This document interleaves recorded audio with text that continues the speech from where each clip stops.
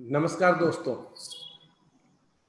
मैं Arun Ahuja, general secretary of tax law educare society, आप सबका इस जूम मीटिंग में स्वागत करता हूं। संडे की सुबह और आप सबको गुरु पूर्णिमा की हार्दिक बधाई। आज मेरे गुरुज भी इस मीटिंग में हैं, तो मैं कुछ लाइंस उनके लिए अर्पित करता हूं। धरती कहती, अंबर कहते, बस यही तराना, गुरु आप ही वो पावन नूर हो जिनसे रोशन हुआ जमाना। बिन गुरु नहीं होता जीवन साकार, सर पर होता जब गुरु का हाथ, तभी बनता जीवन का सही आकार। गुरु जी आपकी कृपा से हुआ हमारा उद्धार, हम बने जो आज हैं ये है आपका उपकार। बनाए रखना अपना आशीर्वाद हम पर, बनाए रखना अपना प्यार, आपसे ही सीखा और जाना, आपको ही गुरु माना। सीखा सब आपसे हमने, कलम का मतलब भी आपसे जाना। गुरु पूर्णिमा की हार्दिक शुभकामनाएं मेरे गुरुओं के लिए। आज हमारे साथ डॉक्टर प्रवीण भाटिया जी, हमने उनसे रिक्वेस्ट किया कि हमारे कुछ अनकहे क्वेश्चंस और आंसर्स हैं, उसके लिए आप प्लीज हमें कुछ ज्ञान दीजिए। अब मैं इनवाइट डॉक्टर रवि गुप्ता जी को करता हूं और डॉक्टर गिरीश जी को कि प्लीज वेलकम कीजिए doctor Praveen ji. Doctor Girish Ahuja ji. Good morning friends. Doctor साहब के बारे में जो बोलूं वो कम होगा, क्योंकि I remember I had gone to him about 12 years back. Actually I had gone for my prostate, there was prostate बढ़ा हुआ था, तो मैं अपने सामने वुडस्टॉक है वहाँ वुडस्टोन वहाँ गया। उन्होंने कहा जी आप तो इमीडिएटली ऑपरेशन करा लीजिए। मैंने अरुण जी से बात करी। एक चीज मैं बता दूं, डॉक्टर साहब अरुण जी के साले साहब हैं और बहुत गंगाराम के मशहूर डॉक्टर हैं, नो डाउट, और इनका अपना भाटिया ग्लोबल हॉस्पिटल भी है। तो I went there for a second opinion. जब डॉक्टर साहब ने मुझे चेक किया और जब करने के बाद कहते हैं सर्जरी शुड बी अर्न, मुझे अभी तक याद है, you should earn the surgery, ऐसे सर्जरी नहीं करानी चाहिए। और आज वही 12 साल हो गए हैं, सिर्फ मैं दवाई खाता हूँ और उन्होंने बताया अगर आप सर्जरी कराओगे तो आपकी बिल्कुल जो ताकत है वो कम हो जाएगी और अब इतने एक्टिव नहीं रहोगे, आपको मुसीबत पड़ जाएगी। मैंने इनकी कहना माना। आज 12 साल हो गए, मैं परफेक्टली ओके हूँ। ठीक है, दवाई खानी पड़ती है, वो खाऊंगा, लेकिन ये होते हैं डॉक्टर जो करेक्ट एडवाइस देते हैं, और एक होते हैं जो कमर्शियल होते हैं। वो कमर्शियल वाला कहते हैं जी आज ये कल ही एडमिट करा लो, पता नहीं कोई आपको बाद में दिक्कत कॉम्प्लिकेशन हो जाए, आपका वो रुक जाए यूरिन और आपको प्रॉब्लम हो जाए, इमीडिएटली ऑपरेशन करा लो, इतने पैसे लगेंगे। मैंने अरुण जी से बात करी थी, अरुण जी कहा आप डॉक्टर साहब को दिखा दो, और डॉक्टर साहब उस पर बैरेटिक सर्जरी बहुत कर रहे थे। मुझे याद है इन्होंने विराट कोहली के ब्रदर की भी बैरेटिक सर्जरी करी थी, मुझे याद है सब कुछ। उन्होंने मेरी वाइफ को भी सजेस्ट किया था ये भी करा ले, कहा था उनको, लेकिन उन्होंने कराई नहीं, वो मानी नहीं। वो बात अलग है, अगर कराई होती तो शायद लंबी उम्र मिलती, और नहीं कराई। अब ये पता नहीं है, क्योंकि जो उम्र लिखी हुई है ऊपर वाले ने, उससे कम या ज्यादा तो हो नहीं सकती, तो इसलिए मुझे उसमें कोई गिला शिकवा नहीं है। लेकिन मैं बहुत आभारी हूँ, I am really grateful to doctor साहब for the kind advice which he gave me, and I am doing very well from that. कोई मुझे तकलीफ नहीं है। और मुझे पता लगा डॉक्टर साहब ने अपना पूरा हॉस्पिटल कोविड में कन्वर्ट कर दिया फॉर द टाइम भी। ये भी एक बहुत बड़ी वो होती है सेक्रीफाइस, कि आप अपना काम दूसरा छोड़ के कोविड के पेशेंट के लिए कर रहे हैं, जिसमें कोई कमाई नहीं है। लेट मी टेल यू, कोविड-19 के लिए कमाई नहीं है, वो तो रेट ही इतने कम है जो इतना इकोनॉमिकल भी नहीं होता। लेकिन जो अच्छे काम करता है वो अच्छा ही कहा जाएगा। तो इसलिए मैं डॉक्टर साहब का वंदना करता हूँ, और बहुत अच्छा, मैं डॉक्टर साहब आपकी वजह से मैं आज पूरा ही उतना ही एक्टिव हूँ जितना मैं आज से 10 साल पहले या 12 साल पहले था। और मैं इसलिए आपको हमेशा याद करता हूँ, और आपको याद भी होगा जब भी मैं आपको मिलता हूँ ये बात जरूर कह दो कि आपने मेरे को बचा लिया। धन्यवाद डॉक्टर साहब। आप आज के जो क्वेश्चन होंगे ऑफकोर्स सब बोलेंगे, और मैं अरुण जी को वापस कर रहा हूँ। थैंक यू, धन्यवाद sir. Thank you very much, thanks a lot. Doctor Ravi Gupta ji, my guru, please.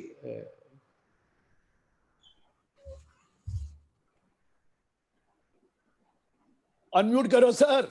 Ravi ji आप अनम्यूटेड नहीं हैं। अब आ रही है सर आवाज?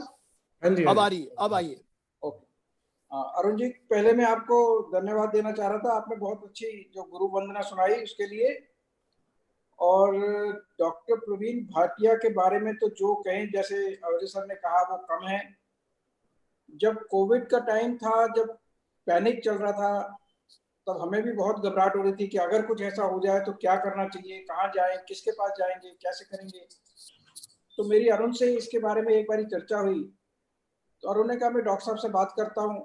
इनफैक्ट आवाज आ रही है? हाँ जी, हाँ जी, आ रही। हाँ, इनफैक्ट उस वक्त डॉक्टर साहब ने मुझे फोन किया इमीडिएटली, और उन्होंने इतना बड़ा आश्वासन दिया हमें। उन्होंने कहा कि आपको, आपके जानने वालों को अगर जरा से भी कहीं प्रॉब्लम हो तो आपने सिर्फ एक फोन उठाकर मुझे फोन करना है, बाकी सारी जिम्मेवारी मेरी। उस दिन के बाद इतना बड़ा रिलीफ हम लोगों को मिला कि अब हमें कोविड के बारे में कोई घबराने की, कोई चिंता की बात नहीं है। हमें इतना आश्वासन है डॉक्टर साहब की तरफ से, और वो इतने केपेबल और इतने माने हुए डॉक्टर हैं कि अगर उनका आश्वासन मिल जाए तो I think we have nothing to worry. और आज के इस सेशन में जो भी हमारे क्वेश्चन आंसर्स हैं, डॉक्टर साहब ने बड़ी रेडली एग्री करा कि वो उसको आंसर करेंगे। तो जो भी हमारी शंकाएं हैं, जो भी क्वेश्चंस दिमाग में आते हैं कोविड को लेकर, आज उनको क्लियर करने का मौका है। डॉक्टर साहब, आपका बहुत बहुत अभिनंदन और बहुत बहुत शुक्रिया कि आपने इस प्रोग्राम को ज्वाइन करा। थैंक यू डॉक्टर साहब, welcome to the program. Thank you very much. Thanks a lot. Doctor Bhatia, हमने कुछ यूट्यूब पे, कुछ फेसबुक पे हमने क्वेरीज डाली थी, तो उसके हमने क्वेश्चंस इनवाइट किए थे, तो उसके क्वेश्चंस हमारे पास आ गए हैं काफ़ी। उसके बाद हम जो हमारी मीटिंग में मेंबर्स हैं उनसे भी क्वेश्चंस आपसे डायरेक्ट पूछेंगे वो क्वेश्चन। तो स्टार्टिंग आप कुछ कहना चाहेंगे और उसके बाद we are going to take questions.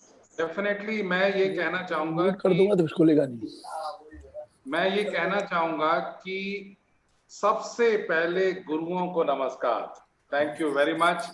And doctor Ahuja, doctor Ravi Gupta, Arun ji, ये सबको मेरी तरफ से गुरु पूर्णिमा की शुभकामनाएं, पहली चीज। दूसरी बात, जो आपने अपने पर्सनल एक्सपीरियंसेस पब्लिक करे, मैं उसके लिए भी थैंकफुल हूं आपका, मगर मैं इतना डिजर्व नहीं करता। मैं डिजर्व करता हूं आपका आशीर्वाद। आपका आशीर्वाद बना रहे, बड़ों का आशीर्वाद बना रहे, यही सबसे बड़ी, मुझे लगता है कि ह्यूमैनिटी ये सबसे बड़ी यही है।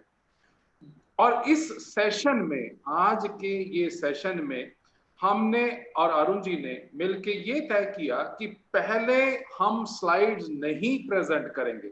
Most of times, most of these kind of webinars all of us have been doing is कि पहले स्पीकर अपनी कुछ स्लाइड्स प्रेजेंट करते हैं और उसके बाद एनकरेज करते हैं क्वेश्चंस को, पर नहीं, आज हमने बिल्कुल रिवर्स ऑर्डर में चलेंगे। और जिस तरीके से अरुण आहूजा जी ने बताया कि काफी सारे क्वेश्चंस उन्होंने जब सेशन में इनवाइट किए थे, तो उनके पास क्वेश्चंस हैं, तो मैं आप सबसे रिक्वेस्ट करूंगा कि अपने सभी क्वेश्चंस कोविड के बारे में जरूर पूछें। और मैं डिस्क्लेमर सबसे पहले डालना चाहता हूं कि मैं कोई एक्सपर्ट नहीं हूं, और मुझे फीलिंग ये है कि अभी भी नॉवल कोविड वायरस या नॉवल कोरोना वायरस अभी भी नॉवल है। जैसे कि ये दिसंबर में लास्ट में जब शुरू हुआ था, और पिछले 6-7 महीनों में इस नॉवल वायरस ने हमें काफी कुछ सिखाया, मगर अभी भी ऐसी स्टेज नहीं आई कि अब हम उसके बारे में सब कुछ जान पाए हैं। सबसे पहले ये सब जानते हैं, और उसको मैं री इन्फोर्स करना चाहता हूं, SMS, social distancing, mask, sanitation and hand washing. Social distancing हम सब जानते हैं कि चाहे अनलॉक हो चुका है पीरियड, मगर फिर भी हमें अपनी मॉरल रिस्पॉन्सिबिलिटी है कि हमें दूसरों से कम 1 मीटर तो डिस्टेंस रखना ही है। 1। दूसरी बात, जो इस वायरस के लिए जो प्रिवेंशन देखी गई है, वो सबसे जो इंपॉर्टेंट है वो है मास्क। और इसके लिए मैं एक सेंटेंस यूज करता हूं, mask is not a big ask. Means चाहे आप किसी भी लेवल पे हो, आप और हम सब को मास्क पहनना जरूरी है। और मास्क के लिए मैं तो आप सबसे रिक्वेस्ट करूंगा, मास्क गर्दन के लिए नहीं बनाया गया, मास्क बनाया गया है नोज के लिए और फेस माउथ के लिए, रादर देन सिर्फ नेक पे लटकाने के लिए। वो नेक पे लटकाने का फैशन मुझे लगता है बिल्कुल ही गलत है।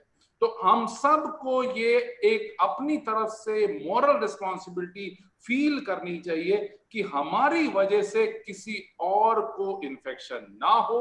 इवन इफ मैं एसिम्प्टोमेटिक हूं, even if I can be a symptomatic carrier, और मेरी वजह से इन्फेक्शन किसी और को फैल सकता है मान। तो इसलिए मास्क को जब पहनना है तो पूरी तरीके से नोज कवर होना चाहिए, माउथ कवर होना चाहिए, सोशल डिस्टेंस मेंटेन करना चाहिए। और तीसरा एसएमएस में तीसरा जो इंपॉर्टेंट इशू है उसको कहेंगे सैनिटेशन। और सैनिटेशन का मतलब यस, सैनिटाइजर तो यूज करना ही करना है, मगर उससे भी ज्यादा जो इंपॉर्टेंट है वो है हैंड वॉशिंग। और हैंड वॉशिंग के लिए भी मैं बार बार सभी लोगों को रीइंफोर्स करना चाहता हूं कि सबसे बड़ी जो इजाद पाई है वो यही है कि हम बार बार अपने हैंड्स वॉश करें, दोनों साइड पे, इस साइड पे भी और इस साइड पे भी, और इनके वेब स्पेसेस के अंदर भी हैंड्स अच्छी तरह से वॉश करें।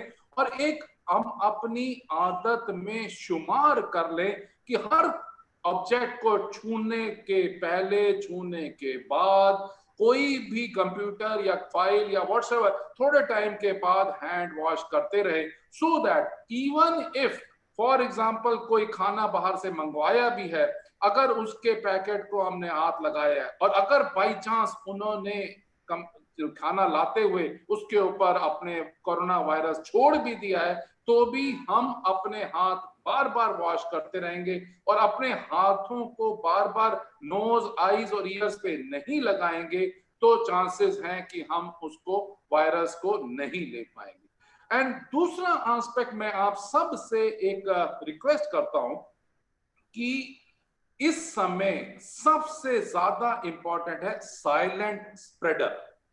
साइलेंट स्प्रेडर कि अगर आपको या मुझको या किसी को फीवर या सोर थ्रोट या सांस में तकलीफ नहीं भी है, तो भी हमें दूसरे इंसान को समझना चाहिए कि वो एक साइलेंट स्प्रेडर हो सकता है। और उस एक साइलेंट स्प्रेडर की वजह से ये वायरस कहीं से कहीं जाएगा और काफी लोगों को इन्फेक्ट करेगा। तो इसके लिए मैं रिक्वेस्ट करूंगा कि दूसरे लोगों को, दूसरे पर्सन को जिससे आप नए मिल रहे हैं, हमेशा सोचिए कि he may be a silent spreader, और उसके लिए हमें प्रिकॉशन लेनी जरूरी है। जब हम ये मन में सोच रखेंगे, अपने आप को डिसिप्लिन करके रखेंगे कि हमने तो प्रिकॉशन लेनी ही है, तो हम चांसेस हैं कि हमारा कोई इन्फेक्शन नहीं होगा। तीसरा एस्पेक्ट, इन्वेस्ट इन हेल्थ। मैं जानता हूं डॉक्टर आहूजा ने भी बोला, डॉक्टर रवि गुप्ता ने भी बोला, हमारी एज में या 60s और 70s में जब बाकी बीमारियां भी हों, diabetes, hypertension, heart disease, so many अगर बीमारियां हैं भी सही, तो अगर हम प्रिकॉशन पूरी तरीके से ले रहे हैं तो ऑब्वियसली हमें इन्फेक्शन होने का चांस कम हो जाता है। तो इन्वेस्ट इन हेल्थ कि अगर हम 45 मिनट्स एक्सरसाइज सुबह करें, सर जाए पर सैर ना जाए, हरकत में बरकत है, तो अगर हम सुबह और शाम अपनी हेल्थ के ऊपर या अपनी फैमिली की हेल्थ के ऊपर ध्यान रखेंगे तो चांसेस हैं कि हमें वो इलनेस नहीं होगी। तो this is the best time to invest in our own health. और तीसरा, मुझे लगता है कि इस समय इंपॉर्टेंट है अपना फिजिकल हेल्थ को तो अच्छा रखना ही रखना है, मगर मेंटल हेल्थ को भी अच्छा रखना है। अरुण जी से जब मेरी बात हुई तो अरुण जी ने भी बताया कि काफी लोग जो कॉर्पोरेट में हैं वो अपने आप को डिप्रेस्ड महसूस करते हैं कि कहीं ऐसा ना हो कि ये टाइम पीरियड काफी लंबा खिंचता चला जाए और हमारी नौकरी भी जाए या हमारी इनकम भी जाए। मुझे लगता है अगर हमारी हेल्थ ठीक रहेगी, अगर हम 2020 में अपने आप को बिल्कुल फिट रखेंगे और अपने आप को पॉजिटिव रखेंगे तो ये सब कुछ ठीक हो जाएगा। This too shall pass, this too shall pass. ऐसे बहुत सारे समय पहले भी आए हैं। पहले 1914 से 1918 में भी पेंडेमिक आया था, मगर वो भी चला गया। 9/11 हुआ यूएस के अंदर, तो सभी लोगों ने सोचा कि काफी चेंज आ जाएगा, पर अल्टीमेटली दिस टू शैल पास। हमारी 1947 में काफी सारे जब पार्टीशन हुई, काफी लोग माइग्रेटरी बन गए, कुछ लोग पाकिस्तान से इंडिया आए और इंडिया से पाकिस्तान गए, मगर this too shall pass. So our thinking is stay positive, stay healthy, stay safe, and ultimately we are absolutely sure we will conquer this. Arun, अब मैं आपसे रिक्वेस्ट करूंगा कि जो भी जिसके भी मन में क्वेश्चंस हैं वो पूछे। कोई क्वेश्चन स्टूपिड नहीं होते, answers can be stupid. Okay, great sir. कुछ तो आपने इस पे रोशनी डाल ही दी, जैसे क्वेश्चंस थे precautions to be taken during unlock phase, आप ऑलरेडी इसका जवाब दे चुके हैं sir. When we have to covid test, when we have to go for covid test, if yes which test and where? Very good. Covid testing के बारे में हम सब ने काफी सारे न्यूज़पेपर्स और न्यूज चैनल्स देखे और काफी सारी आई वुड से अनसर्टेनिटी देखी, पर बिलीव मी ये अनसर्टेनिटी सिर्फ इंडिया में नहीं है, ये अनसर्टेनिटी ग्लोबल अनसर्टेनिटी है। तो जब ये पेंडेमिक दिसंबर एंड में जब ये शुरू हुआ था, तो उसी समय से इवन यूएस में और बाकी यूरोपियन कंट्रीज में भी यही लेसन सीखा कि जितना ज्यादा टेस्टिंग करेंगे उतना ज्यादा मालूम पड़ेगा कि किसी को वायरल इन्फेक्शन हुआ है या नहीं हुआ है, और उतने लोगों को अगर वो पॉजिटिव निकलते हैं तो हम आइसोलेट या क्वारंटाइन कर पाएंगे। अभी पिछले दिनों में जब काफी सारे कंट्रोवर्शियल थॉट्स थे, तो बहुत सारे फोन मुझे आते थे कि डॉक्टर साहब हमें फीवर आ रहा है, 1 दिन हो गया है या 7 दिन हो गए, तो अब हमें क्या करना चाहिए? तो उसका आंसर बड़ा सिंपल है कि टेस्ट कराना चाहिए। चाहे फीवर हो, चाहे सोर थ्रोट हो, चाहे वो सांस में थोड़ी सी दिक्कत होनी शुरू हो रही हो, तो टेस्ट कराना जरूरी है। अब वो टेस्ट पहले जब शुरू हुए थे तो वो RT-PCR टेस्ट शुरू हुए थे, जो कि एक आरएनए को जिसकी वजह से ये वायरल इन्फेक्शन हो रहा था उसकी टेस्टिंग थी, और उसमें नेजोफेरिंजियल स्वाब मींस एक स्वाब के द्वारा नाक की कैविटी में एक साइड में अंदर जाके एक कॉटन पीस के ऊपर एक वायरस का जो लोड है उसको टेस्ट कर लिया, मतलब उसके अंदर से डाला अंदर, और उसके बाद माइक्रोबायोलॉजिस्ट ने उसके अंदर आरएनए देखा। तो वो जो है उसकी जो सेंसिटिविटी है बहुत अच्छी है कि अगर वो पॉजिटिव आता है तो दैट मीन्स आपको इन्फेक्शन है, और अगर वो नेगेटिव आता है तो अगर आपको फीवर भी है या सोर थ्रोट भी है या सांस में भी दिक्कत है तो एक बार फिर टेस्ट कराना चाहिए 4 या 5 दिन के बाद।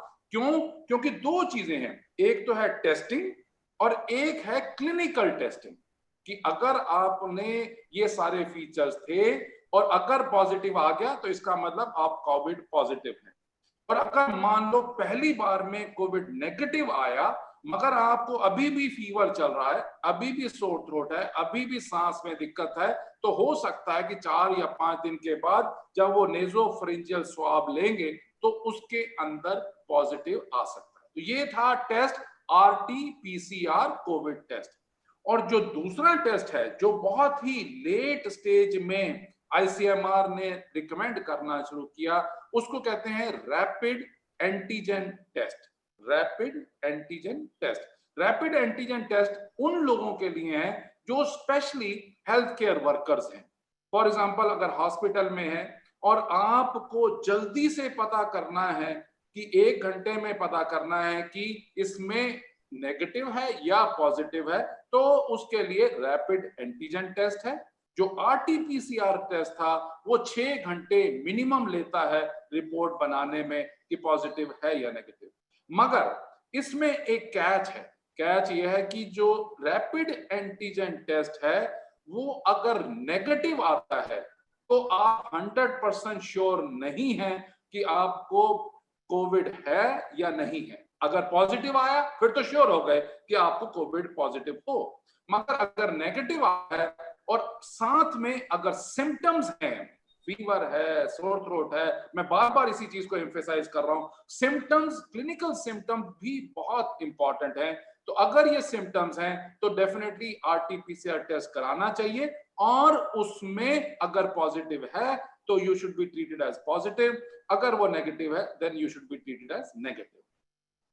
तीसरा एस्पेक्ट, और जो एंटीबॉडी टेस्टिंग है वो अभी इतनी ज्यादा प्रेवलेंट नहीं हुई है। उसमें फॉर एग्जांपल जिसको पॉजिटिव निकल आ चुका है और उसने अगर मान लो, हम मुझे लगता है बाद में हम क्वेश्चन आंसर्स करेंगे प्लाज्मा के ऊपर, प्लाज्मा बैंक के ऊपर, तो उसमें जो अगर किसी इंसान को पॉजिटिव हो चुका है और वो रिकवर भी कर चुका है, नेगेटिव भी हो चुका है, उस समय अगर उनकी एंटीबॉडीज कितनी अंदर बनी हुई हैं वो देखने के लिए एंटीबॉडी टेस्टिंग होती है, which will discuss slightly later on. तो ये है टेस्ट आरटीपीसीआर और रैपिड एंटीजन टेस्ट। सर एक क्वेश्चन आ रहा है, can you catch corona virus more than once और does a person become immune to the virus forever? Very good question. इसमें अगर हमें कोरोना वायरस पॉजिटिव हो गया है, टेस्ट से आ चुका है और हमारे अभी भी क्लिनिकल फीचर्स खत्म हो गए, फॉर एग्जांपल 10वें या 12वें दिन तक ये खत्म हो जाते हैं, उसके बाद अगर हमने कोरोना टेस्ट फिर कराया या कोविड टेस्ट फिर कराया और वो अगर नेगेटिव हो गया है, तो डेफिनेटली हमें वो जो इन्फेक्शन होना था, जो स्प्रेड होना था हमारे थ्रू, वो हो चुका है, अब इसके बाद नहीं होगा।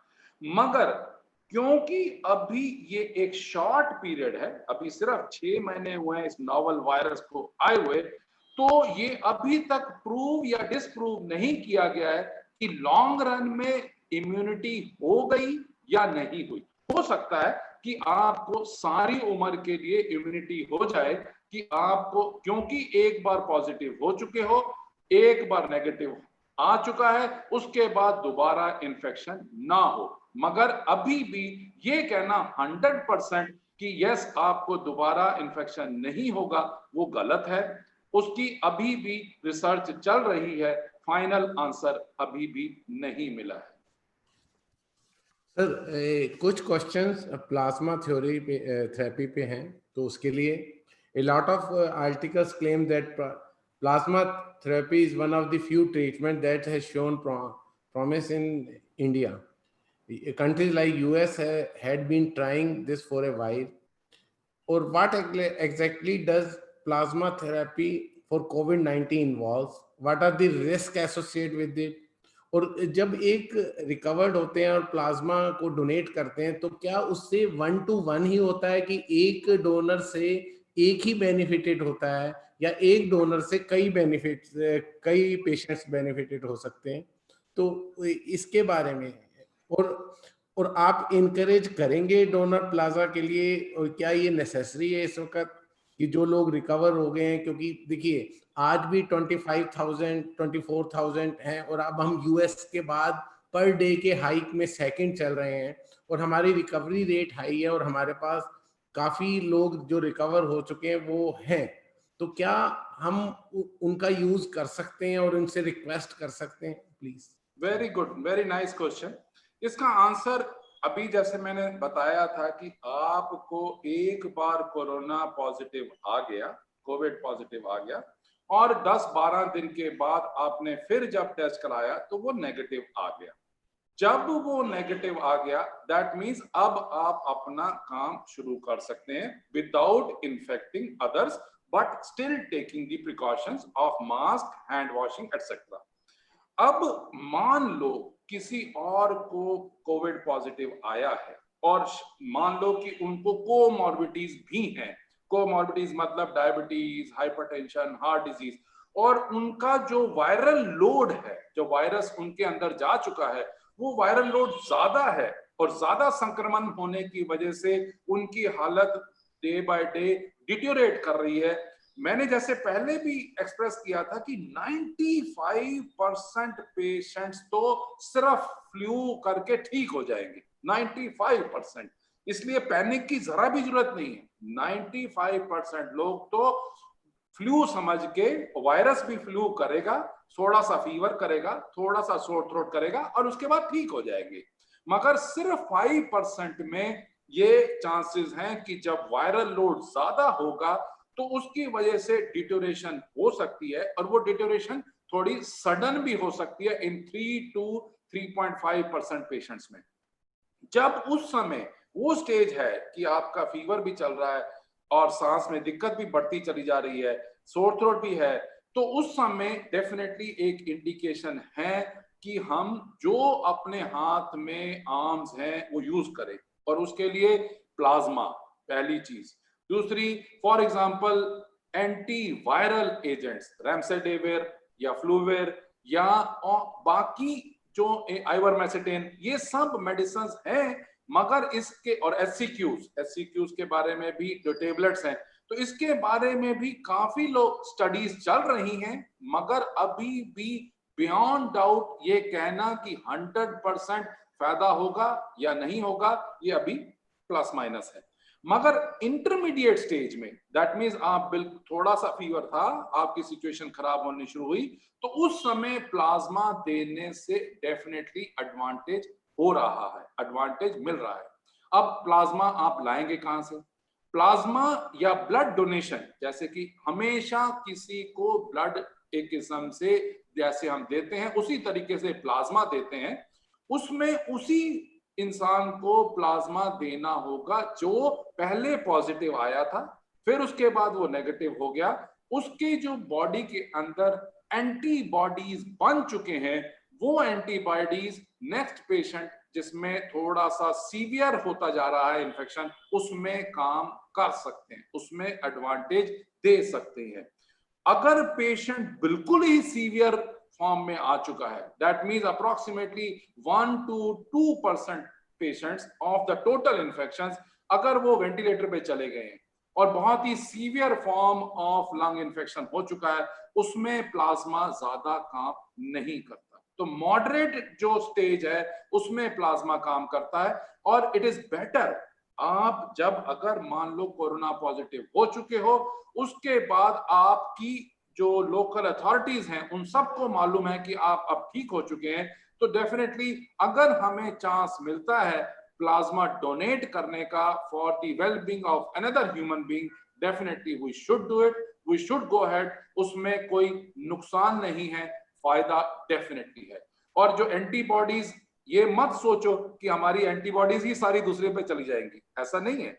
एंटीबॉडीज जो बनी है वो जब दूसरे का फायदा करेंगी तो हमारी बॉडी के अंदर और एंटीबॉडीज बनेगी और वो हमें तो सेफ रखेंगी ही रखेंगी और दूसरे को भी फायदा कर सकती है। तो प्लाज्मा देना अच्छी बात। प्लाज्मा सीवियर पेशेंट्स को जो कि वेंटिलेटर पे जा चुके हैं उनके लिए अच्छी बात नहीं। मॉडरेट सीवियरिटी है, यस डेफिनेटली फायदा है। तो इस चीज का हमेशा ध्यान रखना है। सर 1 to 1 और 1 to many?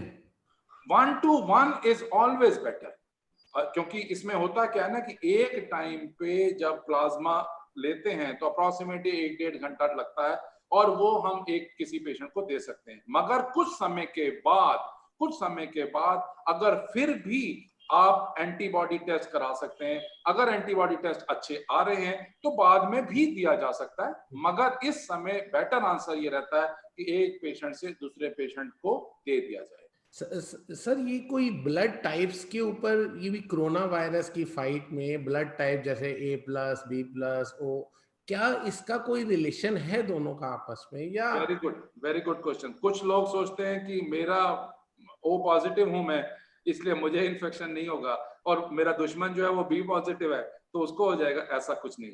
हर एक को, चाहे ओ पॉजिटिव हो, बी पॉजिटिव हो, ए बी कोई भी हो, कोरोना किसी को नहीं छोड़ता। और सबसे मैं तो ये कहूंगा कि पॉजिटिव रहने का एक तरीका ये भी है कि कोरोना ने सबको बराबर कर दिया, चाहे वो अमीर नेशंस थे या गरीब नेशंस थे, या अमीर लोग थे या गरीब लोग थे।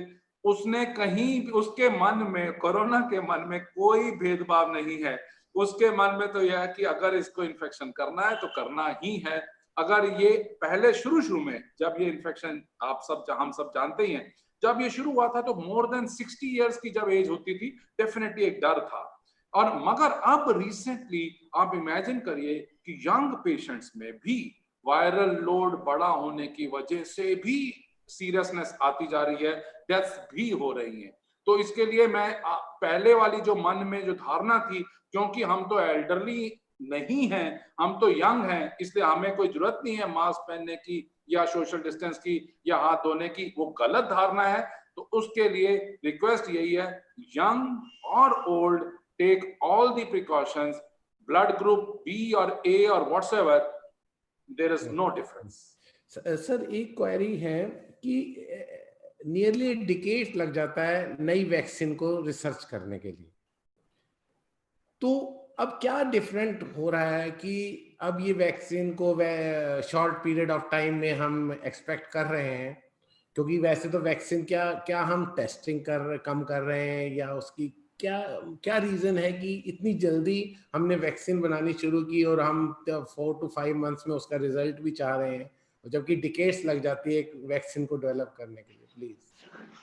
इसका आंसर, बड़ा पॉजिटिव आंसर ये है कि जो फ्लू है, जो वायरस होने की वजह से जो फ्लू हो रहा था, उसकी फ्लू की, इन्फ्लुएंजा फ्लू की या बाकी फ्लू वायरस, उसकी वैक्सीन की डेवलपमेंट काफी हद तक यूज हो रही थी। उसी जो नॉलेज थी वो बढ़ चुकी है। मगर इसका ये आंसर नहीं है कि 15 अगस्त तक वैक्सीन निकल आएगी, ऐसा आंसर नहीं है। हमें, आई नो ये क्वेश्चनेबल है कि कुछ एजेंसीज ने कह दिया है कि 15 अगस्त से सबको वैक्सीन मिलनी शुरू हो जाएगी। अभी वो समय नहीं आया। अभी डेफिनेटली टेस्टिंग हो रही है। कुछ कंपनीज, कुछ इवन यूनिवर्सल, इंग्लैंड में भी, ऑक्सफोर्ड में भी और बाकी इंडिया में भी, बायोटेक्स में भी काफी जगह काफी डेवलपमेंट हो रही है। मगर अभी वो स्टेज नहीं आई कि हमारी सारी पॉपुलेशन के लिए वैक्सीन तैयार हो जाएगी। पहले इससे प्रूव करने के लिए या डिसप्रूव करने के लिए कि ये वैक्सीन सेफ है, सबसे बड़ा इंपॉर्टेंट एस्पेक्ट है कि vaccine has to be given but it has to be safest bet, कि इसकी वजह से किसी को नुकसान नहीं होना चाहिए। तो वो जो अभी ट्रायल्स चल रहे हैं, डेफिनेटली वो फास्ट फॉरवर्ड हो रहे हैं। मगर मुझे नहीं लगता, और let's be very honest about it, WHO की भी रिपोर्ट से भी ये लगता है कि अभी ऐसा नहीं है कि 1 जुलाई अब हो चुका है और अगस्त में वैक्सीन आ जाएगी और सारा कोरोना वायरस भाग जाएगा। No, corona has to stay with us, we have to stay with corona, but only thing is we should carry on taking the precautions. Vaccine आने में अभी डेफिनेटली समय लगेगा। सर कुछ कंट्रीज ने, क्या हमको उन कंट्रीज से क्या सीख लेनी चाहिए कि जापान, साउथ कोरिया, ताइवान, चेक रिपब्लिक, न्यूजीलैंड और इवन कुछ ऐसी जो जिनकी पॉपुलेशन भी ज्यादा, इवन चाइना ने भी कंटेन किया इस वायरस को, और यूएसए और इंडिया अब इतनी हॉटस्पॉट बन चुके हैं कि अब हम इतनी ज्यादा तरफ जा रहे हैं, तो आपकी क्या है कि क्या सीख लेनी चाहिए हमको इनसे? Before I answer your question, I would love to answer Dr. Grish Ahuja ji. Doctor साहब ने हैंड रेज किया है। डॉक्टर साहब आप अनम्यूट करके क्वेश्चन पहले पूछे, पहले मैं आपका सर मैंने हैंड रेज किया था कि बाद में हो जाएगा, लेकिन क्योंकि आप पूछ रहे हैं और मैं जरा कुछ कनेक्टेड हूँ स्वामी रामदेव जी की वजह से, मैं इसलिए आपकी वजह, क्योंकि स्वामी रामदेव जी ने पीछे जो कहा था, एक उन्होंने इम्यूनिटी की दवाई बनाई थी, 3 उसमें थी आइटम थी, वो श्वासरी तो सुबह की थी और अनु तेल था, उसमें था गिलोय, तुलसी और अश्वगंधा का एक था अलग अलग। अब उन्होंने कॉर्निल बनाई, मैंने वो पहले मेरे पास उन्होंने भेजी थी, मैंने सबको बांटी और लोगों से पूछा, उनको कुछ फील हुआ कि ठीक हो। लेकिन रवि जी कहते हैं वो तो 12 दिन में अपने आप 10 दिन में ठीक हो जाता, तो पता नहीं उसका असर हुआ कि नहीं हुआ, मैं नहीं जानता। लेकिन अभी कोरोनिल भी आई है, मैंने सबको दी है और मेरे पास स्वामी जी ने भेज दिया, हालांकि बड़ा मुश्किल से है क्योंकि अभी उन्होंने मार्केट भी नहीं की थी, मेरे को दी और उसके बाद अब तो मार्केट शुरू हो गया। उसमें कंट्रोवर्सी बहुत हुई है, आपको पता ही है, और कंट्रोवर्सी वही है जो आजकल उसकी हो रही है वैक्सीन की, वो भी वही कंट्रोवर्सी है कि ये इतनी जल्दी कैसे बन जाएगी और इतनी जल्दी क्या है। लेकिन मेरे को ये बोला गया, आप ठीक है कि गलत वो तो आप बताइए, कि आयुर्वेदिक के साइड इफेक्ट कम होते हैं। अगर साइड इफेक्ट नहीं है तो हम खा भी लें तो कोई बुरा तो नहीं होना, खराब तो नहीं होनी चाहिए चीज। यही पूछना चाहता था क्योंकि मैंने लोगों को दी, लोग मुझे बाद में ना कहें कि आपने ये क्या कर दिया, मुझे डर लगने लग गया तो इसीलिए पूछना था, और कोई चीज नहीं। श्योर श्योर, पहले मैं आपका आंसर करूंगा, फिर मैं इंटरनेशनल लेसन्स में जाऊंगा।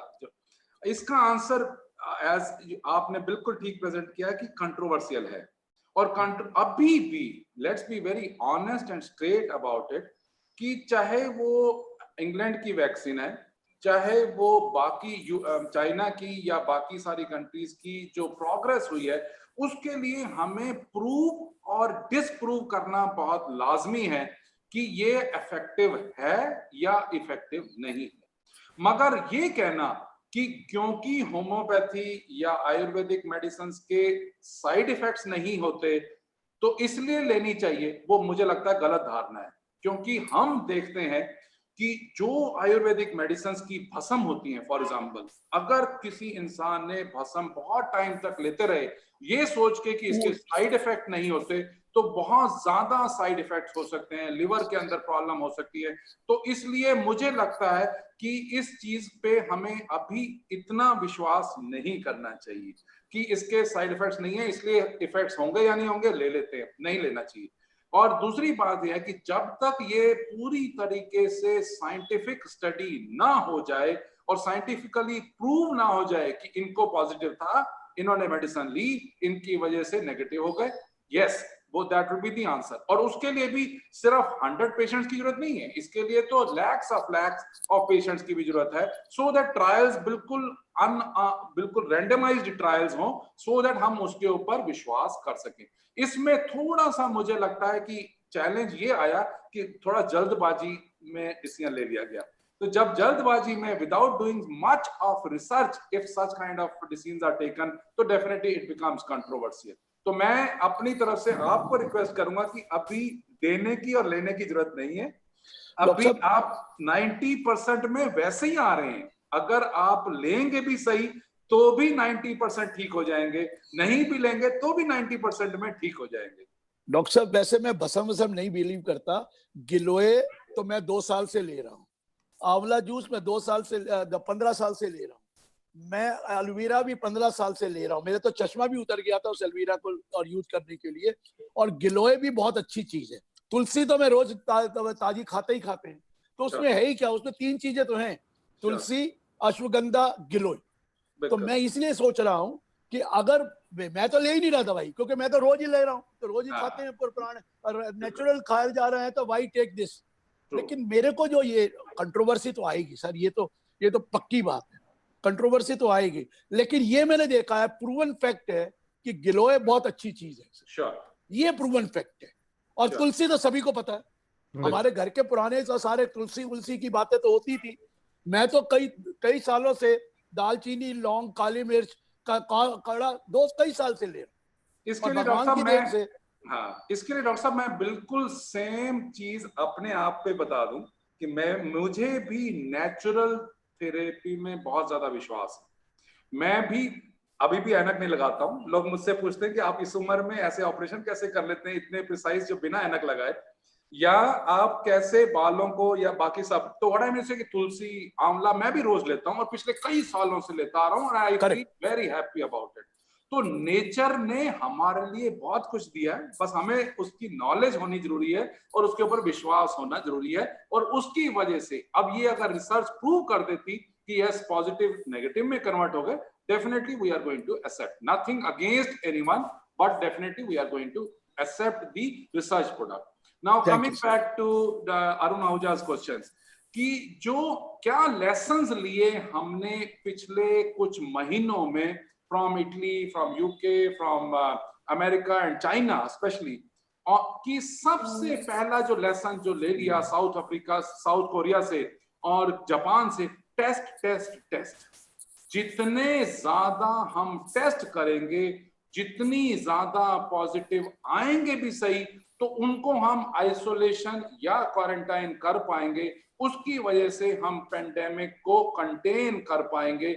I think this was the biggest lesson. New Zealand में आप सब जानते हैं, न्यूजीलैंड में उन्होंने इतने सारे टेस्ट किए कि आज उन्होंने डिक्लेयर कर दिया कि अब हमारे पास कोरोना वायरस का एक भी पेशेंट नहीं है। अभी एक पेशेंट ने ट्रैवल जब किया फ्रॉम यूरोप टू न्यूजीलैंड, उन्होंने उनको भी क्वारंटाइन और आइसोलेशन कर दिया, सो दैट हमारी कंट्री में अब इन्फेक्शन 0 हो गया है। तो that is the scientific method one. Second aspect from specially from Italy में हमने देखा कि इतने सारे पेशेंट्स, इतने सारे लोगों ने जब लॉकडाउन को रिलीजियसली फॉलो नहीं किया और उन्होंने जा के आपस में डांस भी किए, बीचेस में भी गए और सब जगह मिले और अपनी तरीके से सोशल डिस्टेंसिंग या हैंड वॉशिंग या मास्क नहीं यूज किए, तो इन्फेक्शन एकदम बढ़ा। और जब वो इन्फेक्शन बहुत बढ़ा, जब वर्कलोड, पेशेंट लोड बढ़ना शुरू हुआ, तो हॉस्पिटल के जो एम्प्लॉइज थे, हेल्थ केयर वर्कर्स, वो बहुत ज्यादा इन्फेक्ट हुए और उनकी वजह से हॉस्पिटल वाले जो पेशेंट्स थे, उनकी वजह से और ज्यादा लोग इन्फेक्ट होने शुरू हो गए। तो इसके लिए लेसन जो इटली से स्पेशली लिया, जब डॉक्टर्स भी मरने लगे, जब हेल्थ केयर वर्कर्स भी मरने लगे, कि इस समय ये जरूरी है कि SMS को डेफिनेटली फॉलो कराओ पब्लिक से, so that ultimately infection spread ना हो। अगर हम खुद एक क्राउड में नहीं जाएंगे, सोशल डिस्टेंस रखेंगे, मास्क यूज करेंगे, सैनिटेशन, हैंड वॉशिंग करेंगे, हॉस्पिटल कम से कम जाएंगे, तो हेल्थ केयर वर्कर्स भी स्ट्रेस नहीं आएगा, उसकी वजह से इन्फेक्शन स्प्रेड नहीं होगा। तो इसके लिए ये बिगेस्ट लेसन था कि हेल्थ केयर वर्कर्स को प्रिजर्व करो, उनका जो काम कर रहे हैं उनको पूरा काम करने दो, सो दैट उनकी वजह से बाकी लोगों को भी इन्फेक्शन ना हो और उनमें भी मॉर्बिडिटी या मोर्टेलिटी या डेथ ना हो। तो ये बहुत बड़ा लेसन था जो हमें स्पेशली चाइना से और इटली से सीखने को मिला। सर एक क्वेरी आ रही है कि जैसे दिल्ली गवर्नमेंट ने और कच्छ गवर्नमेंट्स ने ये किया कि हर हॉस्पिटल में, प्राइवेट नर्सिंग होम में कुछ बेड्स को रिजर्व कर दिया गया फॉर कोविड पेशेंट। तो कुछ सजेशंस ये भी आए कि हमको नॉन कोविड हॉस्पिटल भी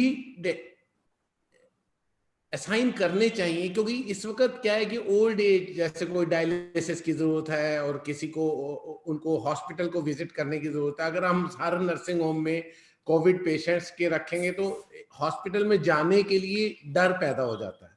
तो उसके लिए आपकी पर्सनल ओपिनियन क्या है कि हमको कुछ नॉन कोविड हॉस्पिटल जिसमें कोविड के केसेस नहीं है, ताकि हमारे एल्डर पर्सन्स और जो ऑलरेडी जिनको स्पेशल ट्रीटमेंट्स की रिक्वायरमेंट्स हैं, कैंसर हो गए, हार्ट डिजीज हो गई, डायलिसिस हो गया, तो वहां पर बहुत डर हो गया है कि हॉस्पिटल में कहीं ऐसा ना हो कि ये भी एक हमारे लिए एक चैलेंज बन जाए।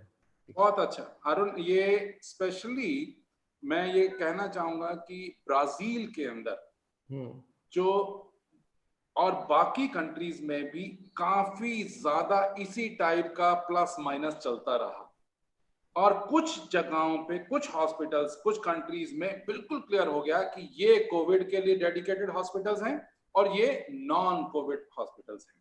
तो उसकी वजह से जो क्रॉस इन्फेक्शन हुआ वो डेफिनेटली कम हो गया। अगर हम नॉन कोविड हॉस्पिटल में अब हाफ बेड्स को कोविड कर देंगे और हाफ बेड्स को नॉन कोविड कर देंगे, तो चांसेस हैं कि हॉस्पिटल जो नॉन कोविड पेशेंट गया है वो भी शायद पॉजिटिव होके आ सकता है, आ जाएगा।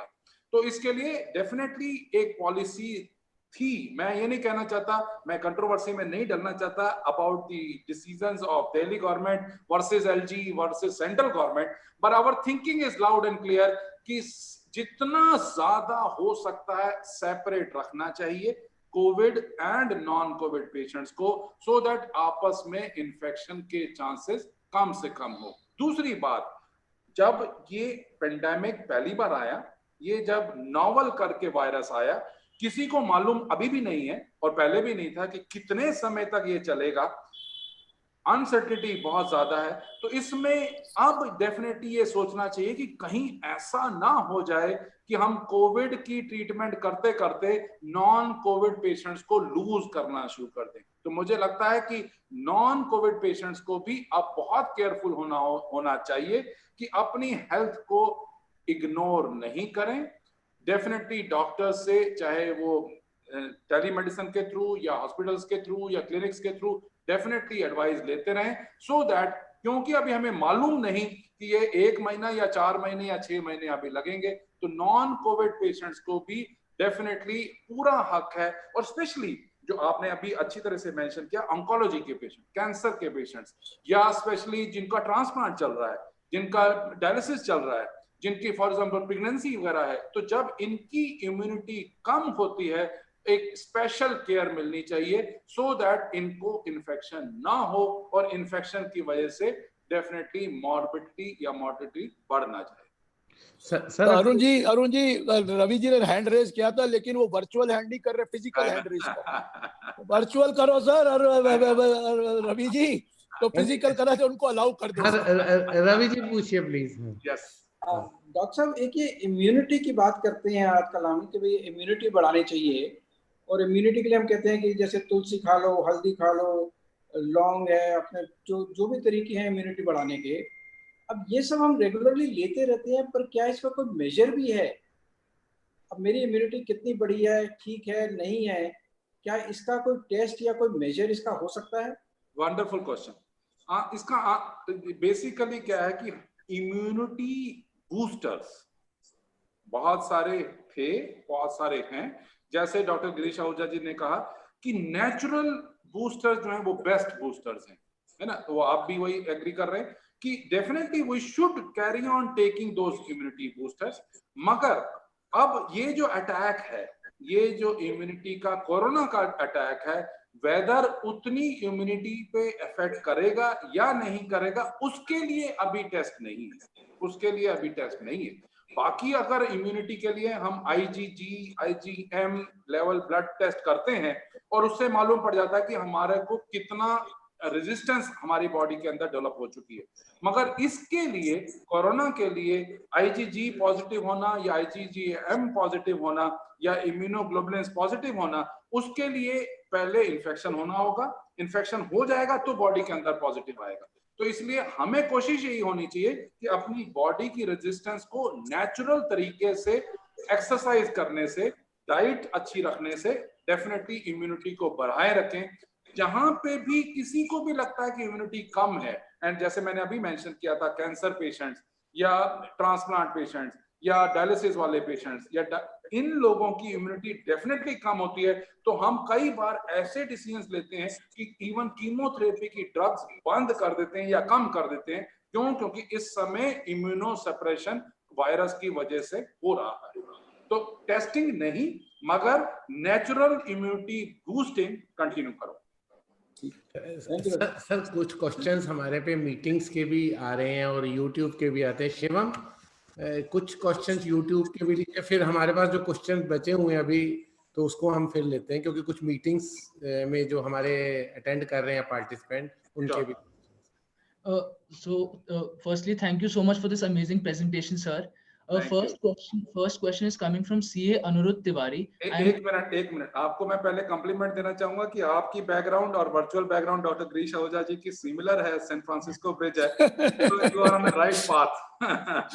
सर हमें तरीका आ गया वर्चुअल बैकग्राउंड लानी कैसे है, 2 मिनट का काम है। इसी चीज को मैंने अप्रिशिएट किया क्या है कि yes, Shivam go ahead. So the first question is coming from Mr. Diwakar Mishra. I am unmuting, sir. Yes. Yes, sir. Sir, good morning, sir. Morning. Sir, actually, I'm working in NBCC and I'm going for office, leaving one day, one by one. And for last yesterday, sir, I suffered from headache and some fever, and I have measured that it was about 100.4 degree Fahrenheit. And in night I am can't sleeping. Then I have taken the paracetamol 500. Then in morning I am well. Then I am thinking that if I go to for testing a COVID, or it is not required that now.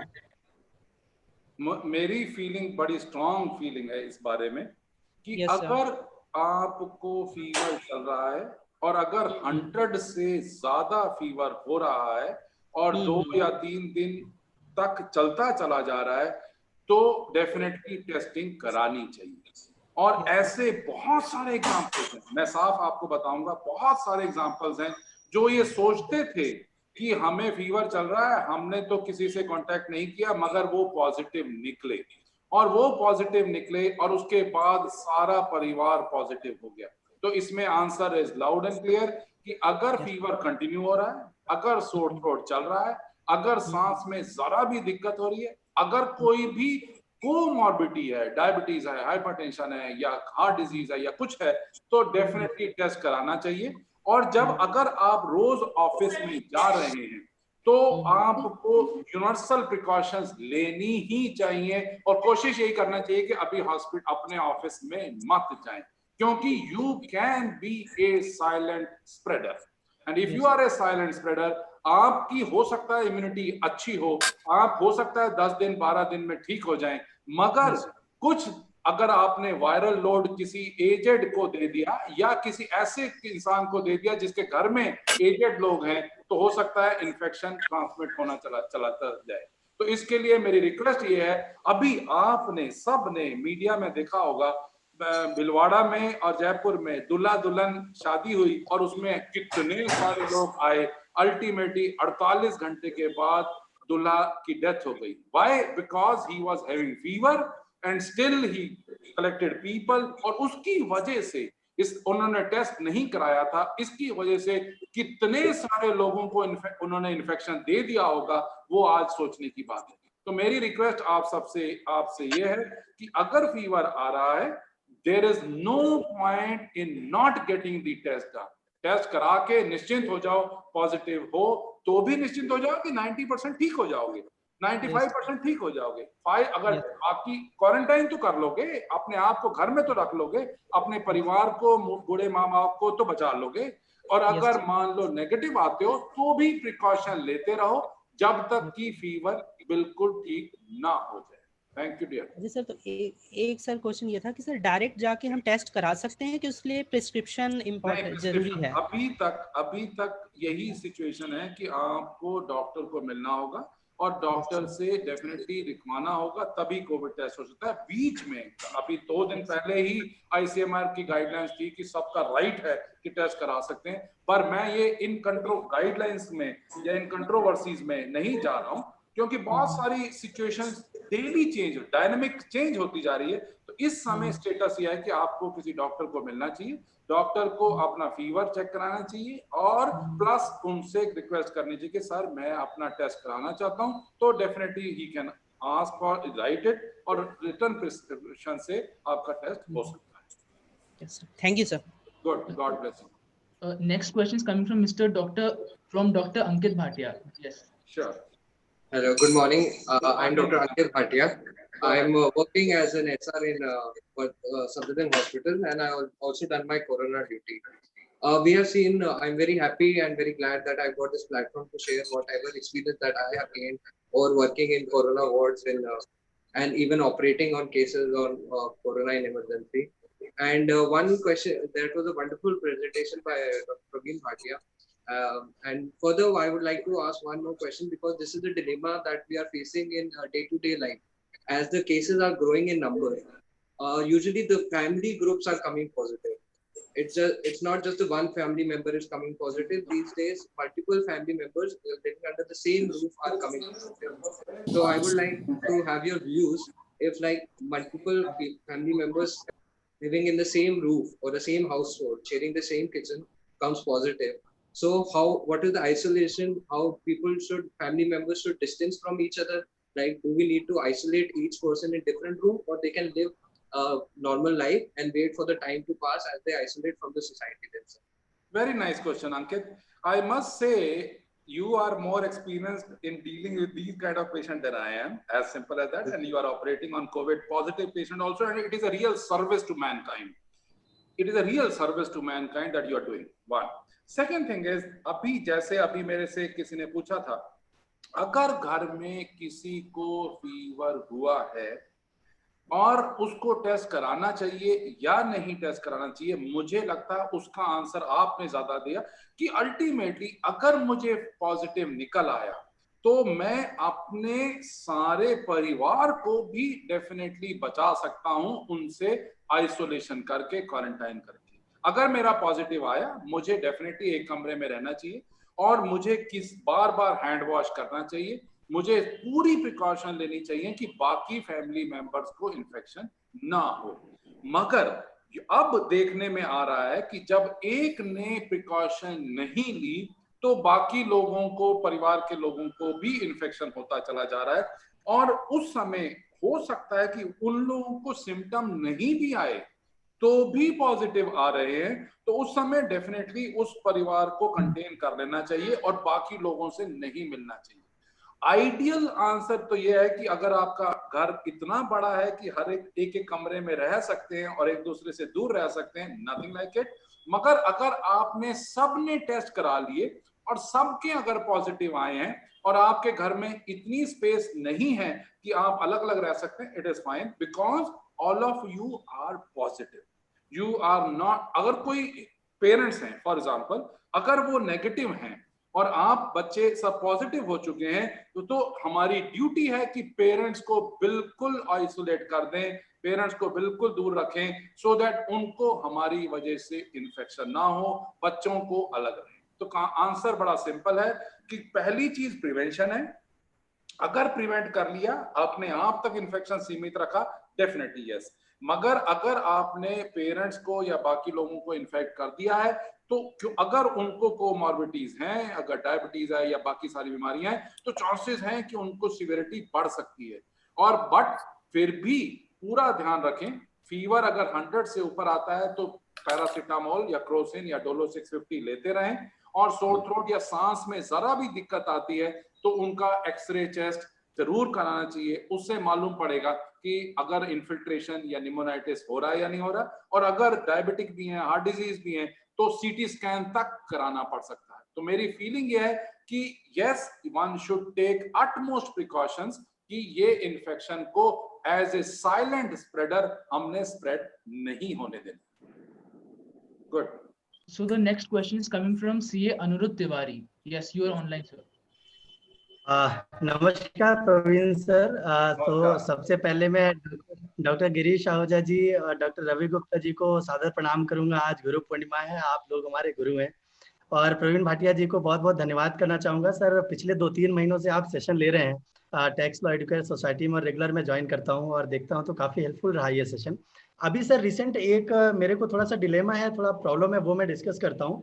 Last 26 को मैं दिल्ली में था और मैं किसी से मिलता हूँ, इनडायरेक्टली मैंने मिला, किसी यूटेंसिल को उन्होंने टच किया मेरे किसी फ्रेंड ने, और उसी सामान को मैंने थोड़ी देर बाद टच किया और बाद में मैंने सैनिटाइज कर लिया। और आफ्टर 4-5 डेज जब मैं घर आता हूँ अपने, तो फिर उनका फोन आता है कि मैंने टेस्ट करवाया है और मेरा कोरोना पॉजिटिव निकला है।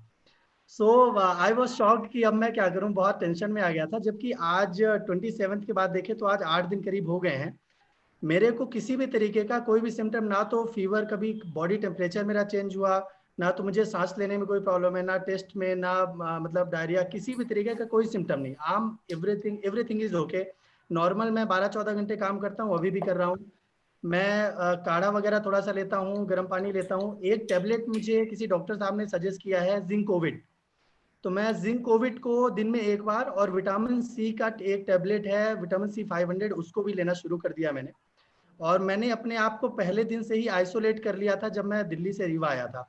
तो मैं किसी के टच में नहीं आता हूँ, किसी को टच नहीं करता हूँ। खाना पीना, क्योंकि फैमिली है तो वहाँ पे खाने के टाइम पे जब दूर मैं सोशल डिस्टेंसिंग तो मेंटेन करता हूँ, 1 मीटर से दूर बैठता हूँ, खाना साथ में वहाँ खाता हूँ, वो भी डिस्टेंस मेंटेन करके। और मैं अपने जो बर्तन होते हैं वो भी मैं अपने से ही साफ करता हूँ, लाके उनको टच नहीं करवाता कुछ भी।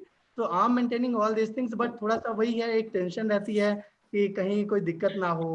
तो ये सर मैं आपसे एक सजेशन चाहूंगा कि इसे कैसे मैं डील करूं। और दूसरा इसमें सर क्वेश्चन ये है कि सर मैं कितने दिन तक क्वारंटाइन, अगर मैं 14 दिन हूँ या मैं 20 दिन भी क्वारंटाइन हो जाता हूँ, तो उसके बाद क्या मैं श्योर हूँ कि अब ठीक है, या मुझे टेस्टिंग के लिए फिर भी जाना चाहिए?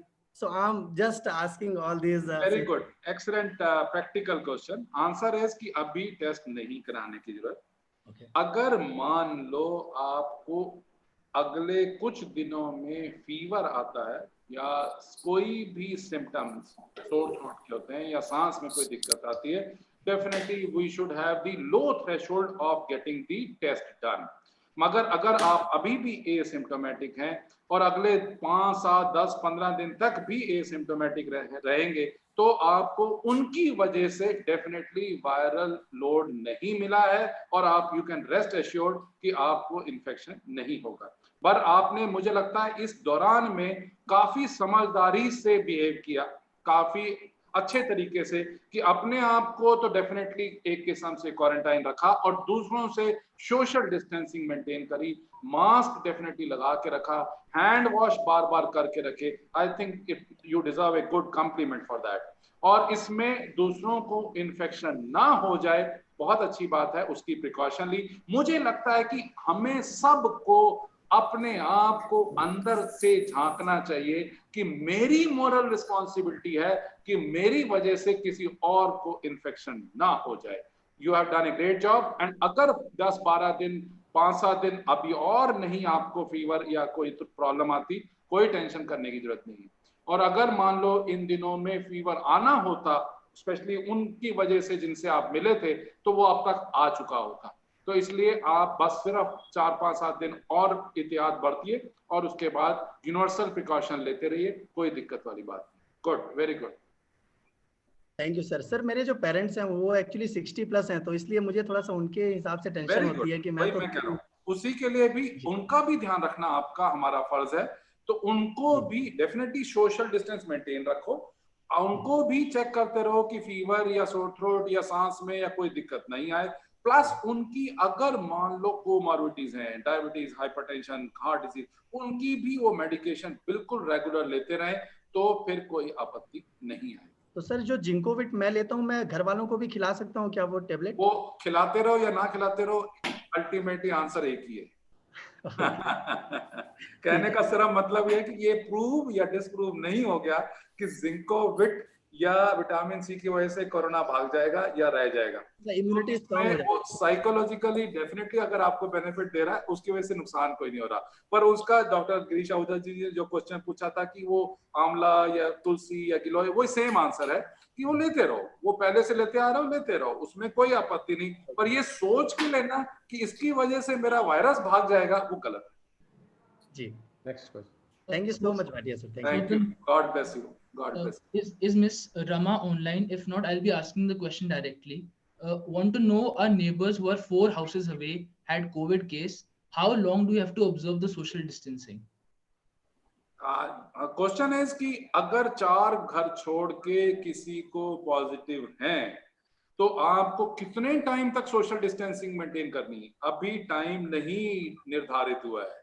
कहने का मतलब अगले 3, 4, 6 महीने, जब तक ये फ्लैटन नहीं हो जाता कर, अगर अभी भी 2300 केसेस फॉर एग्जांपल दिल्ली में रोज आ रहे हैं, तो अभी भी कर्व फ्लैटन नहीं हुआ, अभी भी कोरोना वायरस जाने की तैयारी नहीं करी है, तो सोशल डिस्टेंसिंग तो मेंटेन करनी ही चाहिए, करनी ही पड़ेगी फॉर नेक्स्ट 4, 5, 6, 7 मंथ्स।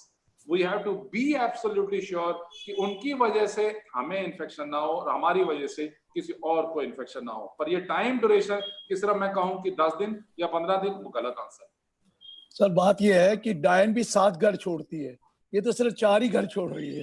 तो 4 घर के लिए तो हो सकता है, ये डायन ही है। तो 7 घर छोड़ा होता तो मैं कहता चलो छोड़ दो, तो प्लीज करो, कंटिन्यू करिए प्रिकॉशन। और घूम फिर के बात वहीं की वहीं आ रही है हर बारी।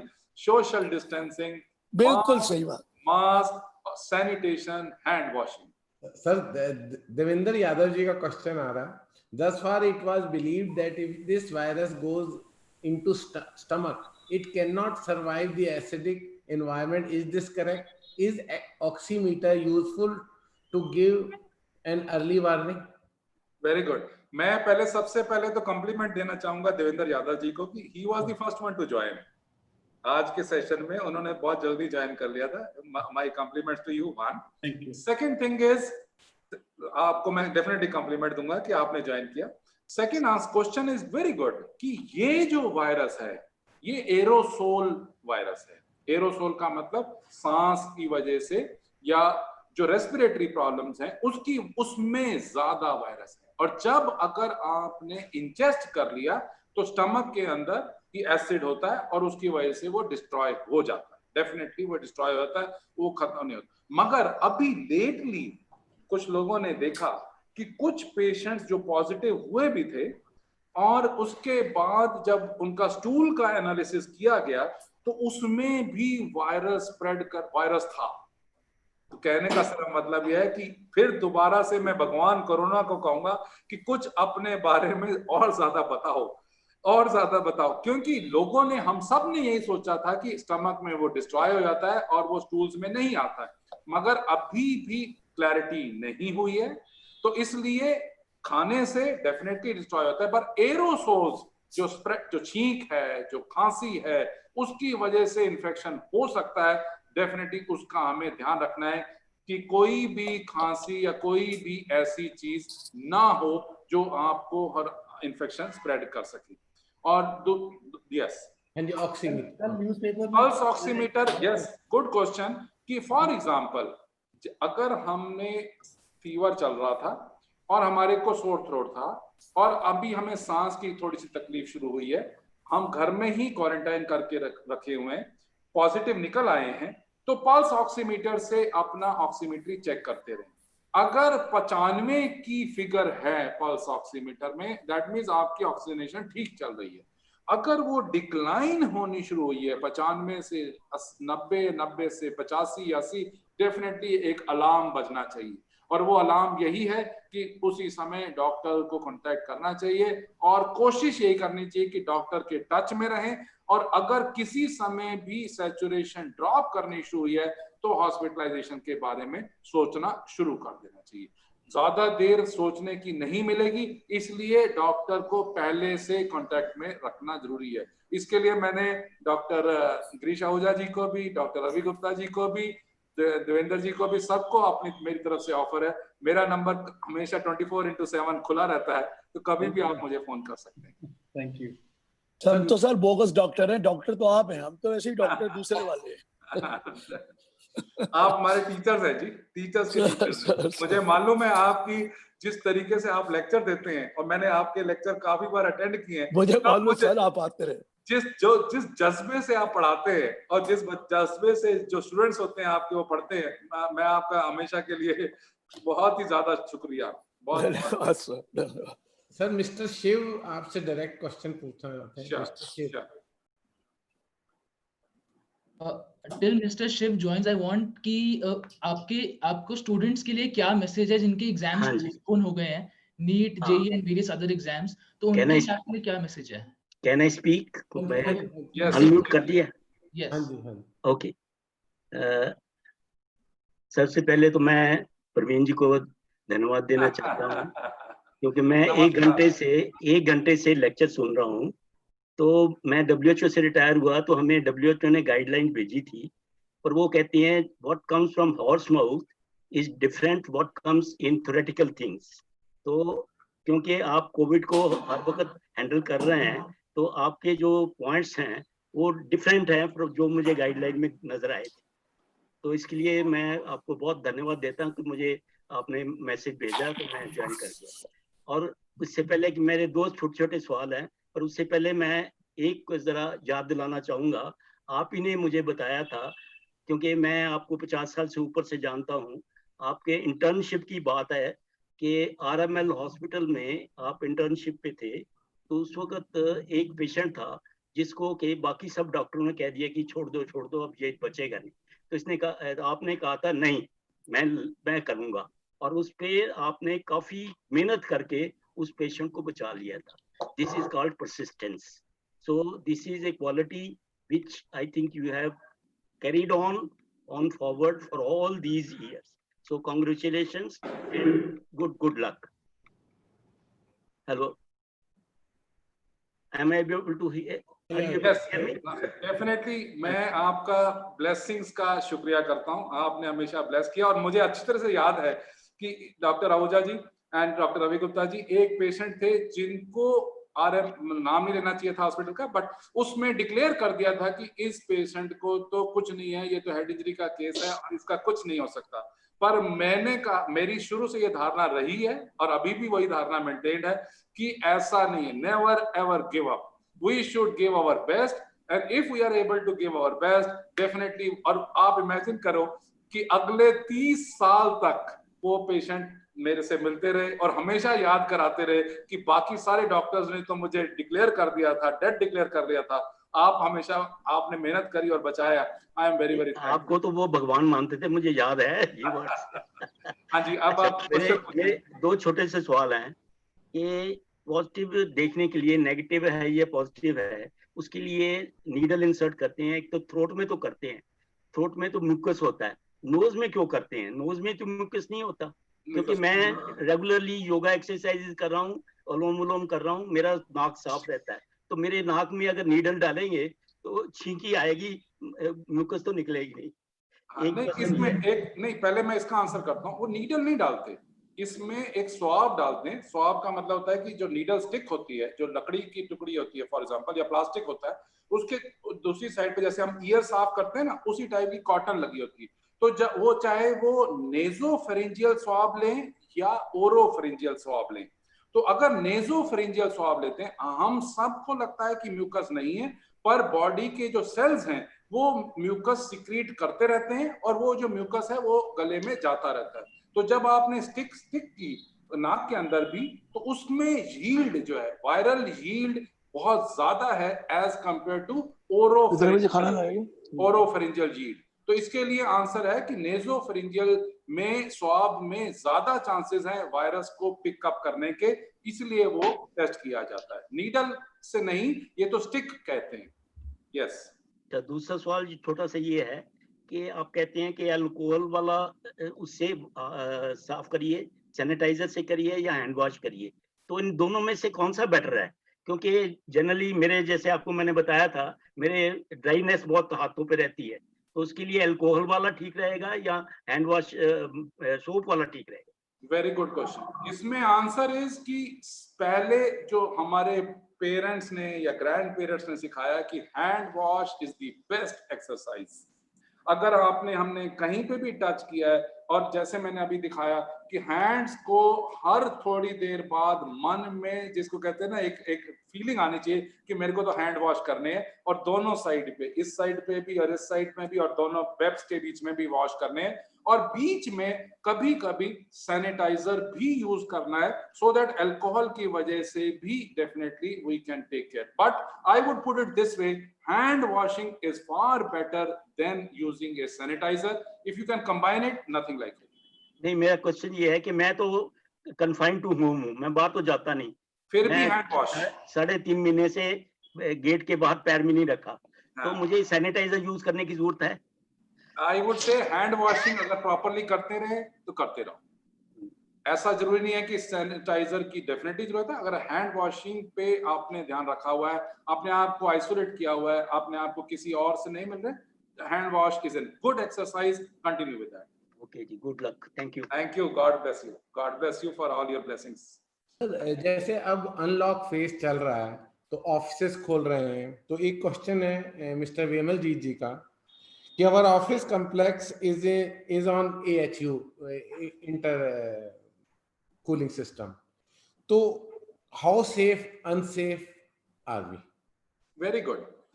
इनका क्वेश्चन ये है कि अगर हमारे ऑफिसेस में एयर कंडीशनिंग चलनी चाहिए या नहीं चलनी चाहिए. और सिस्टम इनकी इंटर AHU सिस्टम है कि जैसे वही मैं कह रहा हूँ, मैं इसको सिंप्लीफाई कर रहा हूँ कि अगर एयर की आपने नेगेटिव सक्शन भी ऑन करा दी है, फॉर एग्जांपल आपका एसी चल रहा है, एसी में 2 तरीके होते हैं कि एक तो हवा जो है उसी एरिया में सर्कुलेट होती चली जाती है, वो डेफिनेटली नुकसान दे सकती है। अगर कोई किसी के एरोसॉल्स में, किसी के गले में अगर इन्फेक्शन है और वो आपके एसी में आके बैठ गए, आपके ऑफिस में बैठ गए, उन्होंने मास्क प्रॉपर्ली नहीं लगाया हुआ, उन्होंने छींक दिया या उन्होंने खांसी करी, तो उसकी वजह से डेफिनेटली आपके एनवायरनमेंट में वो वायरस आ सकता है, वायरल लोड आ सकता है, जो कि आपके लंग्स में भी जा सकता है अगर आपका एयर कंडीशनिंग जो है वो इस टाइप का है कि सर्कुलेट ही रीसर्कुलेट होती चली जा रही है। अगर आपने अपने एयर कंडीशनिंग यूनिट्स में चेंज करा लिया है, चेंज कराने का मतलब यह है जैसे हम गाड़ी में बैठते हैं, है ना, गाड़ी में दो किस्म के सर्कुलेशन होती है, एयर सर्कुलेशन होती है कि एक तो अंदर ही अंदर सर्कुलेट होता है और एक बाहर से हवा आती है और उसके बाद वो ठंडा करती है और वो बाहर निकल भी जाती है। तो अगर आप अपने ऑफिस में जो सक्शन इवैप जो नेगेटिव सक्शन है उसको भी अगर ऑन करा लेते हो एसी को, तो डेफिनेटली एसी चला सकते हैं जिससे एयर बार बार रीसर्कुलेट ना हो और वो बाहर चली जाए। अगर आपने नहीं किया तो chances of infection are higher and उसकी वजह से, तो अब आप ये सोचे, डॉक्टर रवि गुप्ता जी ने भी कहा, डॉक्टर आहूजा ने भी कहा, इस समय हमारे पास जब पेशेंट आते हैं भाटिया ग्लोबल हॉस्पिटल में, तो हम सबको गेट पे ही एक किस्म से वार्निंग देते हैं। Warning is the right word, I would use this, कि प्लीज अंदर हॉस्पिटल के अंदर जाएंगे, अगर आपके पास मास्क नहीं है तो आप नहीं जा सकते। ये आपको हम मास्क देते हैं और मास्क लगा के रखना है। अगर मास्क अब एक बार भी उतरा तो डॉक्टर भाटिया हमें हमारी तनख्वाह काट लेगी। What I mean to say कि ultimately so much of precautions have to be taken। अगर आपने इतनी सारी प्रिकॉशन ली हैं और वहां पे भी जाके जब ओपीडी में भी जाएंगे तो आप सोशल डिस्टेंस 1 मीटर का रखेंगे ही रखेंगे, अगर नहीं रख पाएंगे तो फिर आपको नहीं देखा जाएगा। एंड तीसरा एस्पेक्ट, अगर आपके जो डॉक्टर साहब ने बाहर सैनिटाइजर भी रखा हुआ है, आप पहले सैनिटाइजर यूज करिए, उसके बाद जब ओपीडी में भी बैठेंगे तो भी उसके फाइलों को टच नहीं करेंगे। एक बार आपने फाइल दे दी उसके बाद फिर सैनिटाइजर यूज करेंगे और बाहर जाते हुए दोबारा से sanitiser. What I mean to say, there is no limit of precautions, we should carry on taking precautions. Air conditioning का भी आंसर वही है कि जितनी ज्यादा प्रिकॉशन लेंगे उतना चांसेस है हम एक इन्फेक्शन दूसरे इंसान को नहीं देंगे। In the matter of AC sir, मैं एक बात कहना चाहूंगा, ड्यू टू प्रोटोकॉल आजकल चेंज होते जाते हैं over the period. I have seen lot of protocols coming to me daily और वो हर समय चेंज होते रहे। एयर कंडीशनिंग के मामले में, एयर कंडीशनिंग का मामला दिल्ली में रहते हुए, दिल्ली की गर्मी और दिल्ली के ऑफिस जब खुल चुके हैं तो हर बारी एयर कंडीशनिंग को लेके अलग प्रोटोकॉल निकला है। कभी लोगों ने कहा कि एयर कंडीशनिंग से सर्कुलेशन बढ़ता है, so it increases the chances. Sometimes air handling unit जो पूरे ऑफिसेस का होता था, जहाँ पे मेजॉरिटी ऑफ ऑफिसेस में नेगेटिव सेक्शन नहीं होता था because they never required it.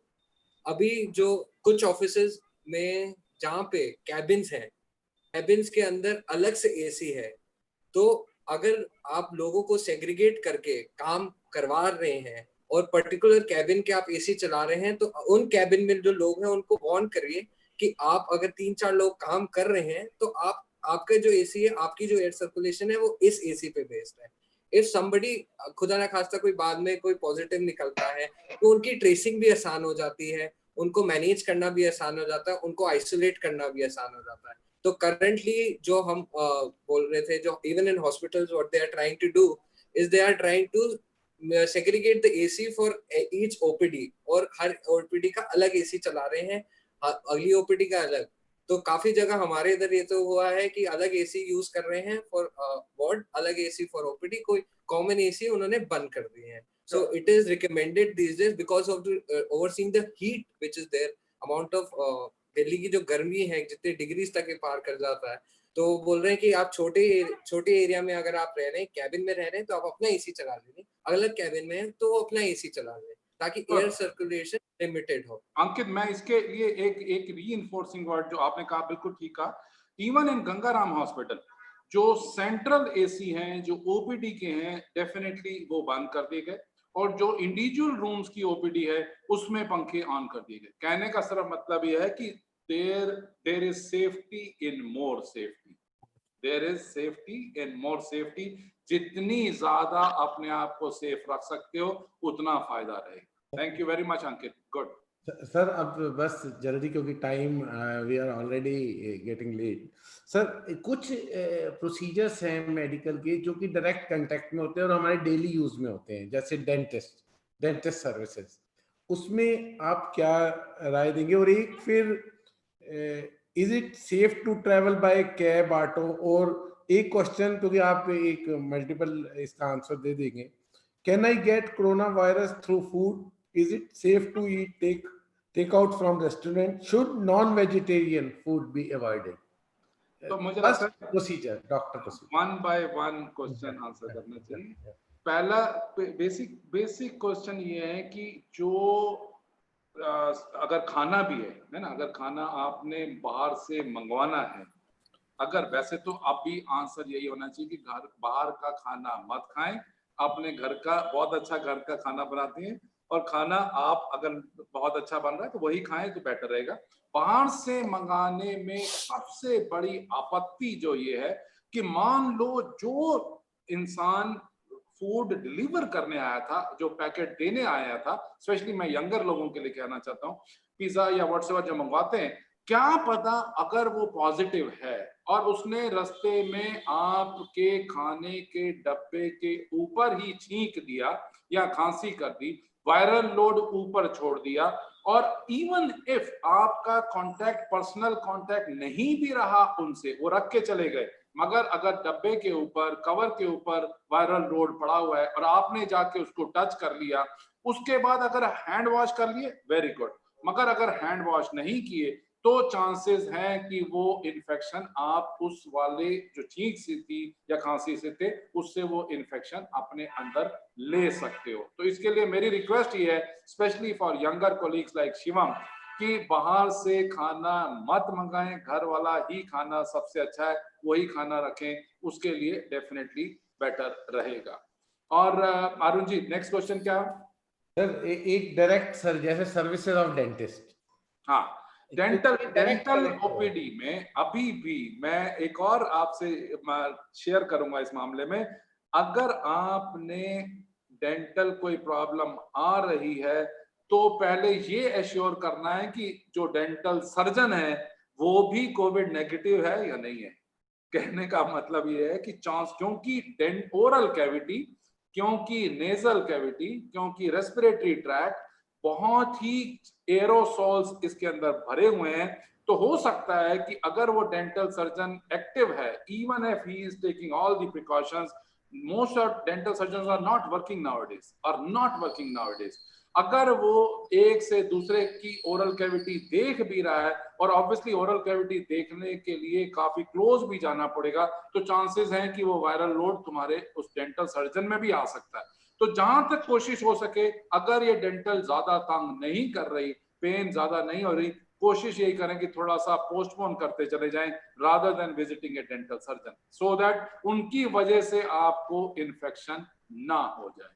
Similarly ENT surgeons, ear nose throat surgeons भी बहुत ज्यादा चांसेस होते हैं उनको इन्फेक्शन होने के बाकी पेशेंट से, और उनकी वजह से बाकी लोगों को होने में। तो इसके लिए भी काफी सारी प्रिकॉशंस ले रहे हैं ईएनटी सर्जन्स और dental surgeons, but still I would put it this वे, अगर एक्यूट कोई प्रॉब्लम नहीं है तो थोड़ा सा डिस्टेंस मेंटेन रखें, थोड़ा टाइम और निकाल लें, वो बेटर रहेगा। सर एक मेजर क्वेश्चन जो अब हम इसको जल्दी आपको करेंगे कि सर जैसे इकोनॉमिक स्लो डाउन हो गया है, लॉस ऑफ जॉब्स हो रही हैं, और इसमें एक अपनी हेल्थ के बारे में बहुत कॉन्शियस, और इधर उधर हम भी ज्ञान को सर्च करते रहते हैं, और कुछ हमारे फादर मदर और उनके बारे में भी हम सोचते रहते हैं कि उनको ना कुछ हो जाए, और हमारे पास टेंशन बहुत ज़्यादा है, और लॉस ऑफ स्पोर्ट्स सर्विसेज की टेंशन है, चेंज इन स्लीप पैटर्न्स है क्योंकि वर्क फ्रॉम होम हो रहा है, तो चेंज इन स्लीप पैटर्न्स भी हो गया, ईटिंग पैटर्न्स भी चेंज हुए हैं, डिफिकल्टी इन स्लीपिंग भी है। अच्छा, और कुछ, क्योंकि हम हॉस्पिटल्स नहीं जा रहे तो क्रॉनिक हेल्थ प्रॉब्लम्स भी हैं, मेंटल हेल्थ प्रॉब्लम्स भी हैं, इंक्रीज यूज ऑफ टबैको भी है, जिसमें अल्कोहल का भी यूज है। तो मेरा एक थोड़ी सी पॉजिटिविटी, क्योंकि इस वक्त देखिए स्कूल बिजनेस बंद है, स्कूल बंद है, आइसोलेशन हो रहा है, फाइनेंशियल डिस्ट्रेस है, जॉब्स का आपको पता ही है कि किस तरह ले। तो आप प्लीज इसके ऊपर ना एक थोड़ा सा, क्योंकि you are now delivering the positivity lectures also, और क्योंकि इस वक्त बहुत ज्यादा सपोर्ट की जरूरत है।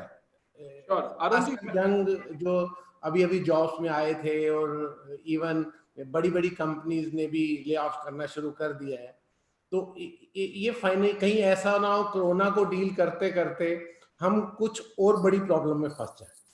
बहुत अच्छा क्वेश्चन है, मगर आंसर बड़ा सिंपल है।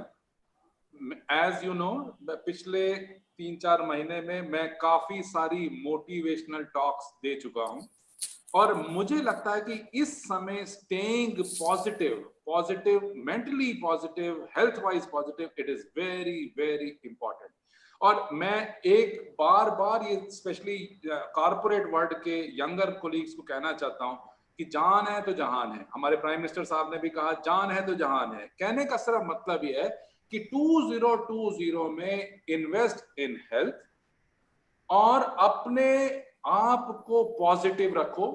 दिस टू शैल पास, कि मत सोचो कि जो आज की प्रॉब्लम है वो सारी अगले 20 सालों की प्रॉब्लम है, नहीं है। वो ये प्रॉब्लम भी खत्म होने वाली है। मैं इसको दूसरे तरीके से प्रेजेंट करता हूं कि मैं सोचता हूं कि कोरोना वायरस एक गॉड है, और वो गॉड की तरह धरती पे आया है। उसने कोशिश कर रहे हैं कि धरती को साफ कर दूं। जो नदियां, जिनको गंगा जितने टाइम से साफ नहीं हो पाई, या जो नदियां साफ नहीं हो पाई, कोरोना वायरस ने कितनी जल्दी साफ कर दी। जो एनवायरनमेंट कितना पॉजिटिव अब एनवायरनमेंट है, कितने पक्षी हमें नजर आते हैं, कितनी पहाड़ों की सीमाएं नजर आती हैं देहरादून से या बाकी जलंधर से। तो कहने का मतलब है कि इसमें भी पॉजिटिविटी है। प्लस दूसरी बात कि अभी इतने सालों में मैं सबको देखता हूं, डॉक्टर आहूजा को, डॉक्टर रवि गुप्ता को, आपको, कितनी मेहनत से एक जगह से दूसरी जगह से तीसरी जगह लेक्चर देते हुए, कितने सारे स्टूडेंट्स को पढ़ाते हुए कितना सारा मूव करते थे। आज आप घर में बैठ के कितने सारे लोगों को पढ़ा पा रहे हैं। That's the way. What I mean to say, God has come for cleansing, for overhauling the system. Let us stay positive. This problem is not going to stay with us for long. This is going to go away. This is teaching us that yes, ultimately health is important. This is teaching us that family is most important. This is teaching us that we should believe on minimalism. Most of times हम सब की nature ये बन चुकी थी कि मेरे पास ये भी होना चाहिए, मेरे पास वहां पे भी प्लॉट होना चाहिए, घर भी होना चाहिए, और ये सारी लग्जरीज भी होनी चाहिए। मुझे लगता है कि गॉड इज टीचिंग अस कि yes, you should have good health, you should have the minimalist attitude. थोड़े में रहना सीखो, और ज्यादा ठीक एम्बिशियस होना चाहिए, पर इतनी एम्बिशियस भी ना हो जाए कि अल्टीमेटली यही ना समझ आए कि हम एम्बिशन के पीछे भाग रहे हैं या एम्बिशन हमारे पीछे भाग रही है। तो उसके लिए मुझे लगता है कि सबसे पहले ये ध्यान रखना चाहिए कि हमें अपने आप को पॉजिटिव रखना है। मैं एक छोटा सा मोटिवेशनल थॉट देना चाहता हूं यहाँ पे, कि थॉमस अल्वा एडिसन 1914 में उन्होंने जब बल्ब बना लिया, तो उसके बाद उनकी एक शाम को सारी फैक्ट्रीज में आग लग गई। 8 फैक्ट्रीज में आग लग गई, ब्लास्ट हुआ। तो थॉमस अल्वा एडिसन का जो बेटा था, वो चार्ल्स बाहर खड़ा हुआ फादर को ढूंढ रहा था। तो जब फादर अंदर फैक्ट्री जिसमें से आग लगी हुई थी, जब वो बाहर आए, तो उसने कहा कि son Charles, call your mom also. ये न्यू जर्सी की बात है, कॉल योर मॉम ऑल्सो। उसने कहा कि इस समय हमारी 8 फैक्ट्रीज को आग लगी हुई है और आप मॉम के बारे में सोच रहे हो, ये क्या बात हुई? तो उसने कहा कि call your mom so that she is also able to see all our factories on fire. ऐसा सीन उनको दोबारा कभी नजर नहीं आएगा, ये एक ही बार ऐसा सीन हुआ है तो ये होगा। तो उसने खैर अपने मदर को बुलाया, और कैन यू इमेजिन सुबह 5:30 बजे 10 fire stations, not fire engines, 10 fire stations के इंजन्स आए और उन्होंने जब सारी फैक्ट्रियों की आग को बुझा दिया तो सुबह 5:30 बजे मालूम पड़ा कि सिर्फ एक इंसान की डेथ हुई थी 10 फैक्ट्रियों को आग लगने के बाद। और उसके 5:30 बजे उन सारे वर्कर्स को थॉमस अल्वा एडिसन ने बनाया और बुला के कहा, all our mistakes have died down, have been burned, and now let us start afresh. और उसी दिन से उन्होंने फैक्ट्री दोबारा बनाने के लिए रिस्पॉन्सिबिलिटीज देनी शुरू करी कि आपकी रिस्पॉन्सिबिलिटीज है मशीनें पता करो, आपकी रिस्पॉन्सिबिलिटी है कि पैसे कहां से मिलेंगे ये पता करो। और ultimately so much of positivity was there, and in few months only he could re-establish his business. So our thinking is कि प्रॉब्लम आई है, प्रॉब्लम को सॉल्व करने के दो तरीके, या तो डिप्रेस होके बैठ जाएं कि ओहो प्रॉब्लम गई, अब नौकरी जाएगी, पैसे नहीं आएंगे, कैसे चलेगा। तो और दूसरी है कि ठीक है एक अपॉर्चुनिटी मिली है, जैसे डॉक्टर रवि गुप्ता जी ने भी कहा कि एडवर्सिटी को अपॉर्चुनिटी में कन्वर्ट किया। हम सबको मालूम ही नहीं था कि हम इतनी अच्छी तरीके से एक दूसरे से इंटरेक्ट कर सकते हैं घर बैठ के भी। तो ये इतनी सारी जो टेक्नोलॉजी का जो एडवांटेज ले रहे हैं तो वो पॉजिटिविटी की तरफ कन्वर्ट करें, एडवर्सिटी को अपॉर्चुनिटी में कन्वर्ट करें। Definitely it is going to change, this too shall pass और it is not going to stay बस। और दूसरी बात ये मन में सोच लेना चाहिए कि ये सबके साथ है, मेरे साथ अकेले थोड़ा हो रहा है। अगर सबके साथ ऐसा हो रहा है तो ठीक है, सभी निकल जाएंगे। ये सुनामी है, सुनामी सबको अल्टीमेटली, हमें तो बस सुनामी से बच के निकलना है, फुल स्टॉप। सर हो ना मायूस, खुदा से डिसमिल, ये बुरे दिन भी गुजर जाएंगे। अब मैं डॉक्टर रवि गुप्ता जी और डॉक्टर गिरीश आहूजा जी ने रिक्वेस्ट करूंगा प्लीज इस सेशन को अब हम करते हैं। कुछ और का क्वेश्चन अगर देखिए सर, डॉक्टर साहब ने आज इतना समय हमें दिया और इतनी अच्छी अच्छी बातें बताई। हमें भी कई बार मिलते हैं, थैंक यू, और हमने तो बहुत बार लिया है, आज मेरा मौका मिला है कि मैं डॉक्टर साहब का थैंक यू करूं। मैं एक चीज आपको बताऊं, डॉक्टर साहब ने एक एक चीज को बड़े आराम से, बड़े तसल्ली से समझाया। मेरे ख्याल कोई ऐसा सवाल नहीं था जिनको उन्होंने जल्दी में पास आउट कर दिया। पूरा एक एक चीज हमें समझाई है और हमें समझना भी चाहिए। और ये भी चीज मैं आपको बता दूं, जो लास्ट बोला है ना, बी पॉजिटिव, मैं खून को बी पॉजिटिव नहीं कर रहा, बी पॉजिटिव होना ही होना पड़ेगा सबको। ये बी पॉजिटिव है, नेगेटिविटी नहीं सोचनी है। ऊपर वाला जो करता है अच्छे के लिए करता है, ऊपर वाले के ऊपर है, कभी गलत मत सोचिए। मैं तो हमेशा पॉजिटिव रहने की कोशिश करता हूँ और आप डॉक्टर साहब ने तो कहकर मेरी हिम्मत बढ़ा दी कि और पॉजिटिव मैं हो जाऊंगा। और हम लोग काम कर रहे हैं और डॉक्टर साहब ने भी बहुत मेहनत करी। और डॉक्टर साहब जब 90 मिनट आप बोल लिए तो कोरोना का तो मतलब ही नहीं है, इतना ये तो मतलब ही नहीं हो सका जो 90 मिनट बोलने लगा था। तो उसको कोरोना का कोई मतलब नहीं है, उसका ब्रीथिंग एक्सरसाइज सब कुछ टेस्ट हो गया।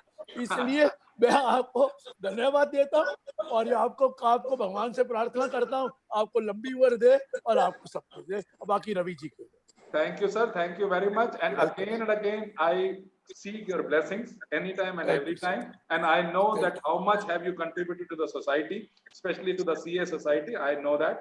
और मैं आपसे फिर दोबारा से वही रिक्वेस्ट करूंगा, हाथ वॉश करते रहो। सर मैंने 110 लेक्चर दे दिए ये 2.5 महीने में। I know. 110 लेक्चर्स और आज भी है, भी शाम को, फिर कल भी है, रोज ही हो जाता है। चलिए, thank you sir. Thank you very much. God bless, great health. Dr. Ravi Gupta, please. Ravi ji. Friends, I met Dr.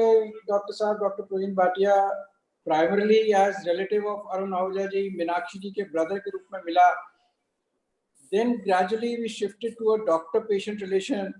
मेरी wife का आपने treatment करा डॉक्टर साहब, मेरी sister का करा, मेरे father-in-law का treatment करा, and we were all so very impressed with you that then next stage you grew into a friend. हम सारी प्रॉब्लम्स आपके साथ शेयर करने लग गए and as a friend also you prove to be very honest and very great friend.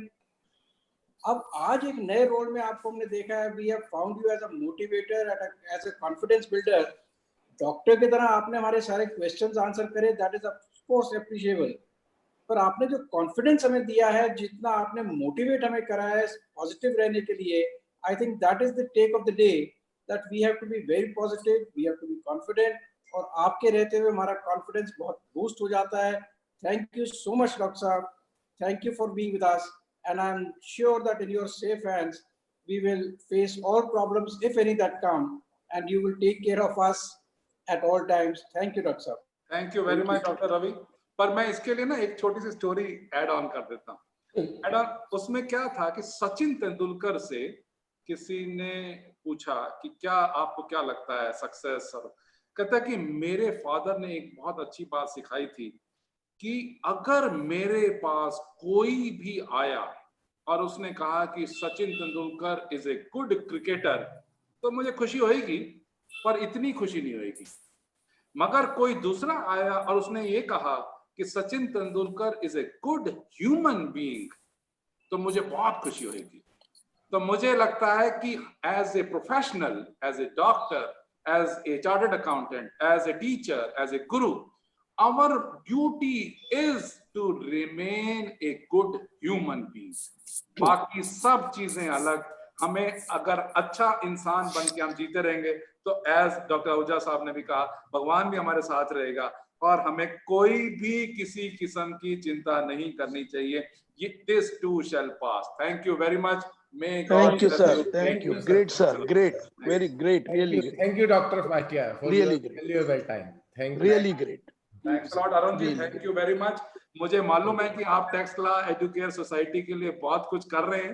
आप तीनों ने मिलके एक इतना बड़ा लेवल अचीव कर लिया है। Please carry on doing this, and knowledge shared is knowledge gain. Knowledge shared is knowledge gained. Carry on interacting with people, carry on giving the information to people, so that ultimately all of us are growing in a collective manner rather than an individual manner. Thank you, Arun. Thank you, sir. Thank you. Thank you very much. Thank you, sir. Thank you. Thank you. Thank you all participants. Now we are going to have this. Thank you. Thank you. Thank you.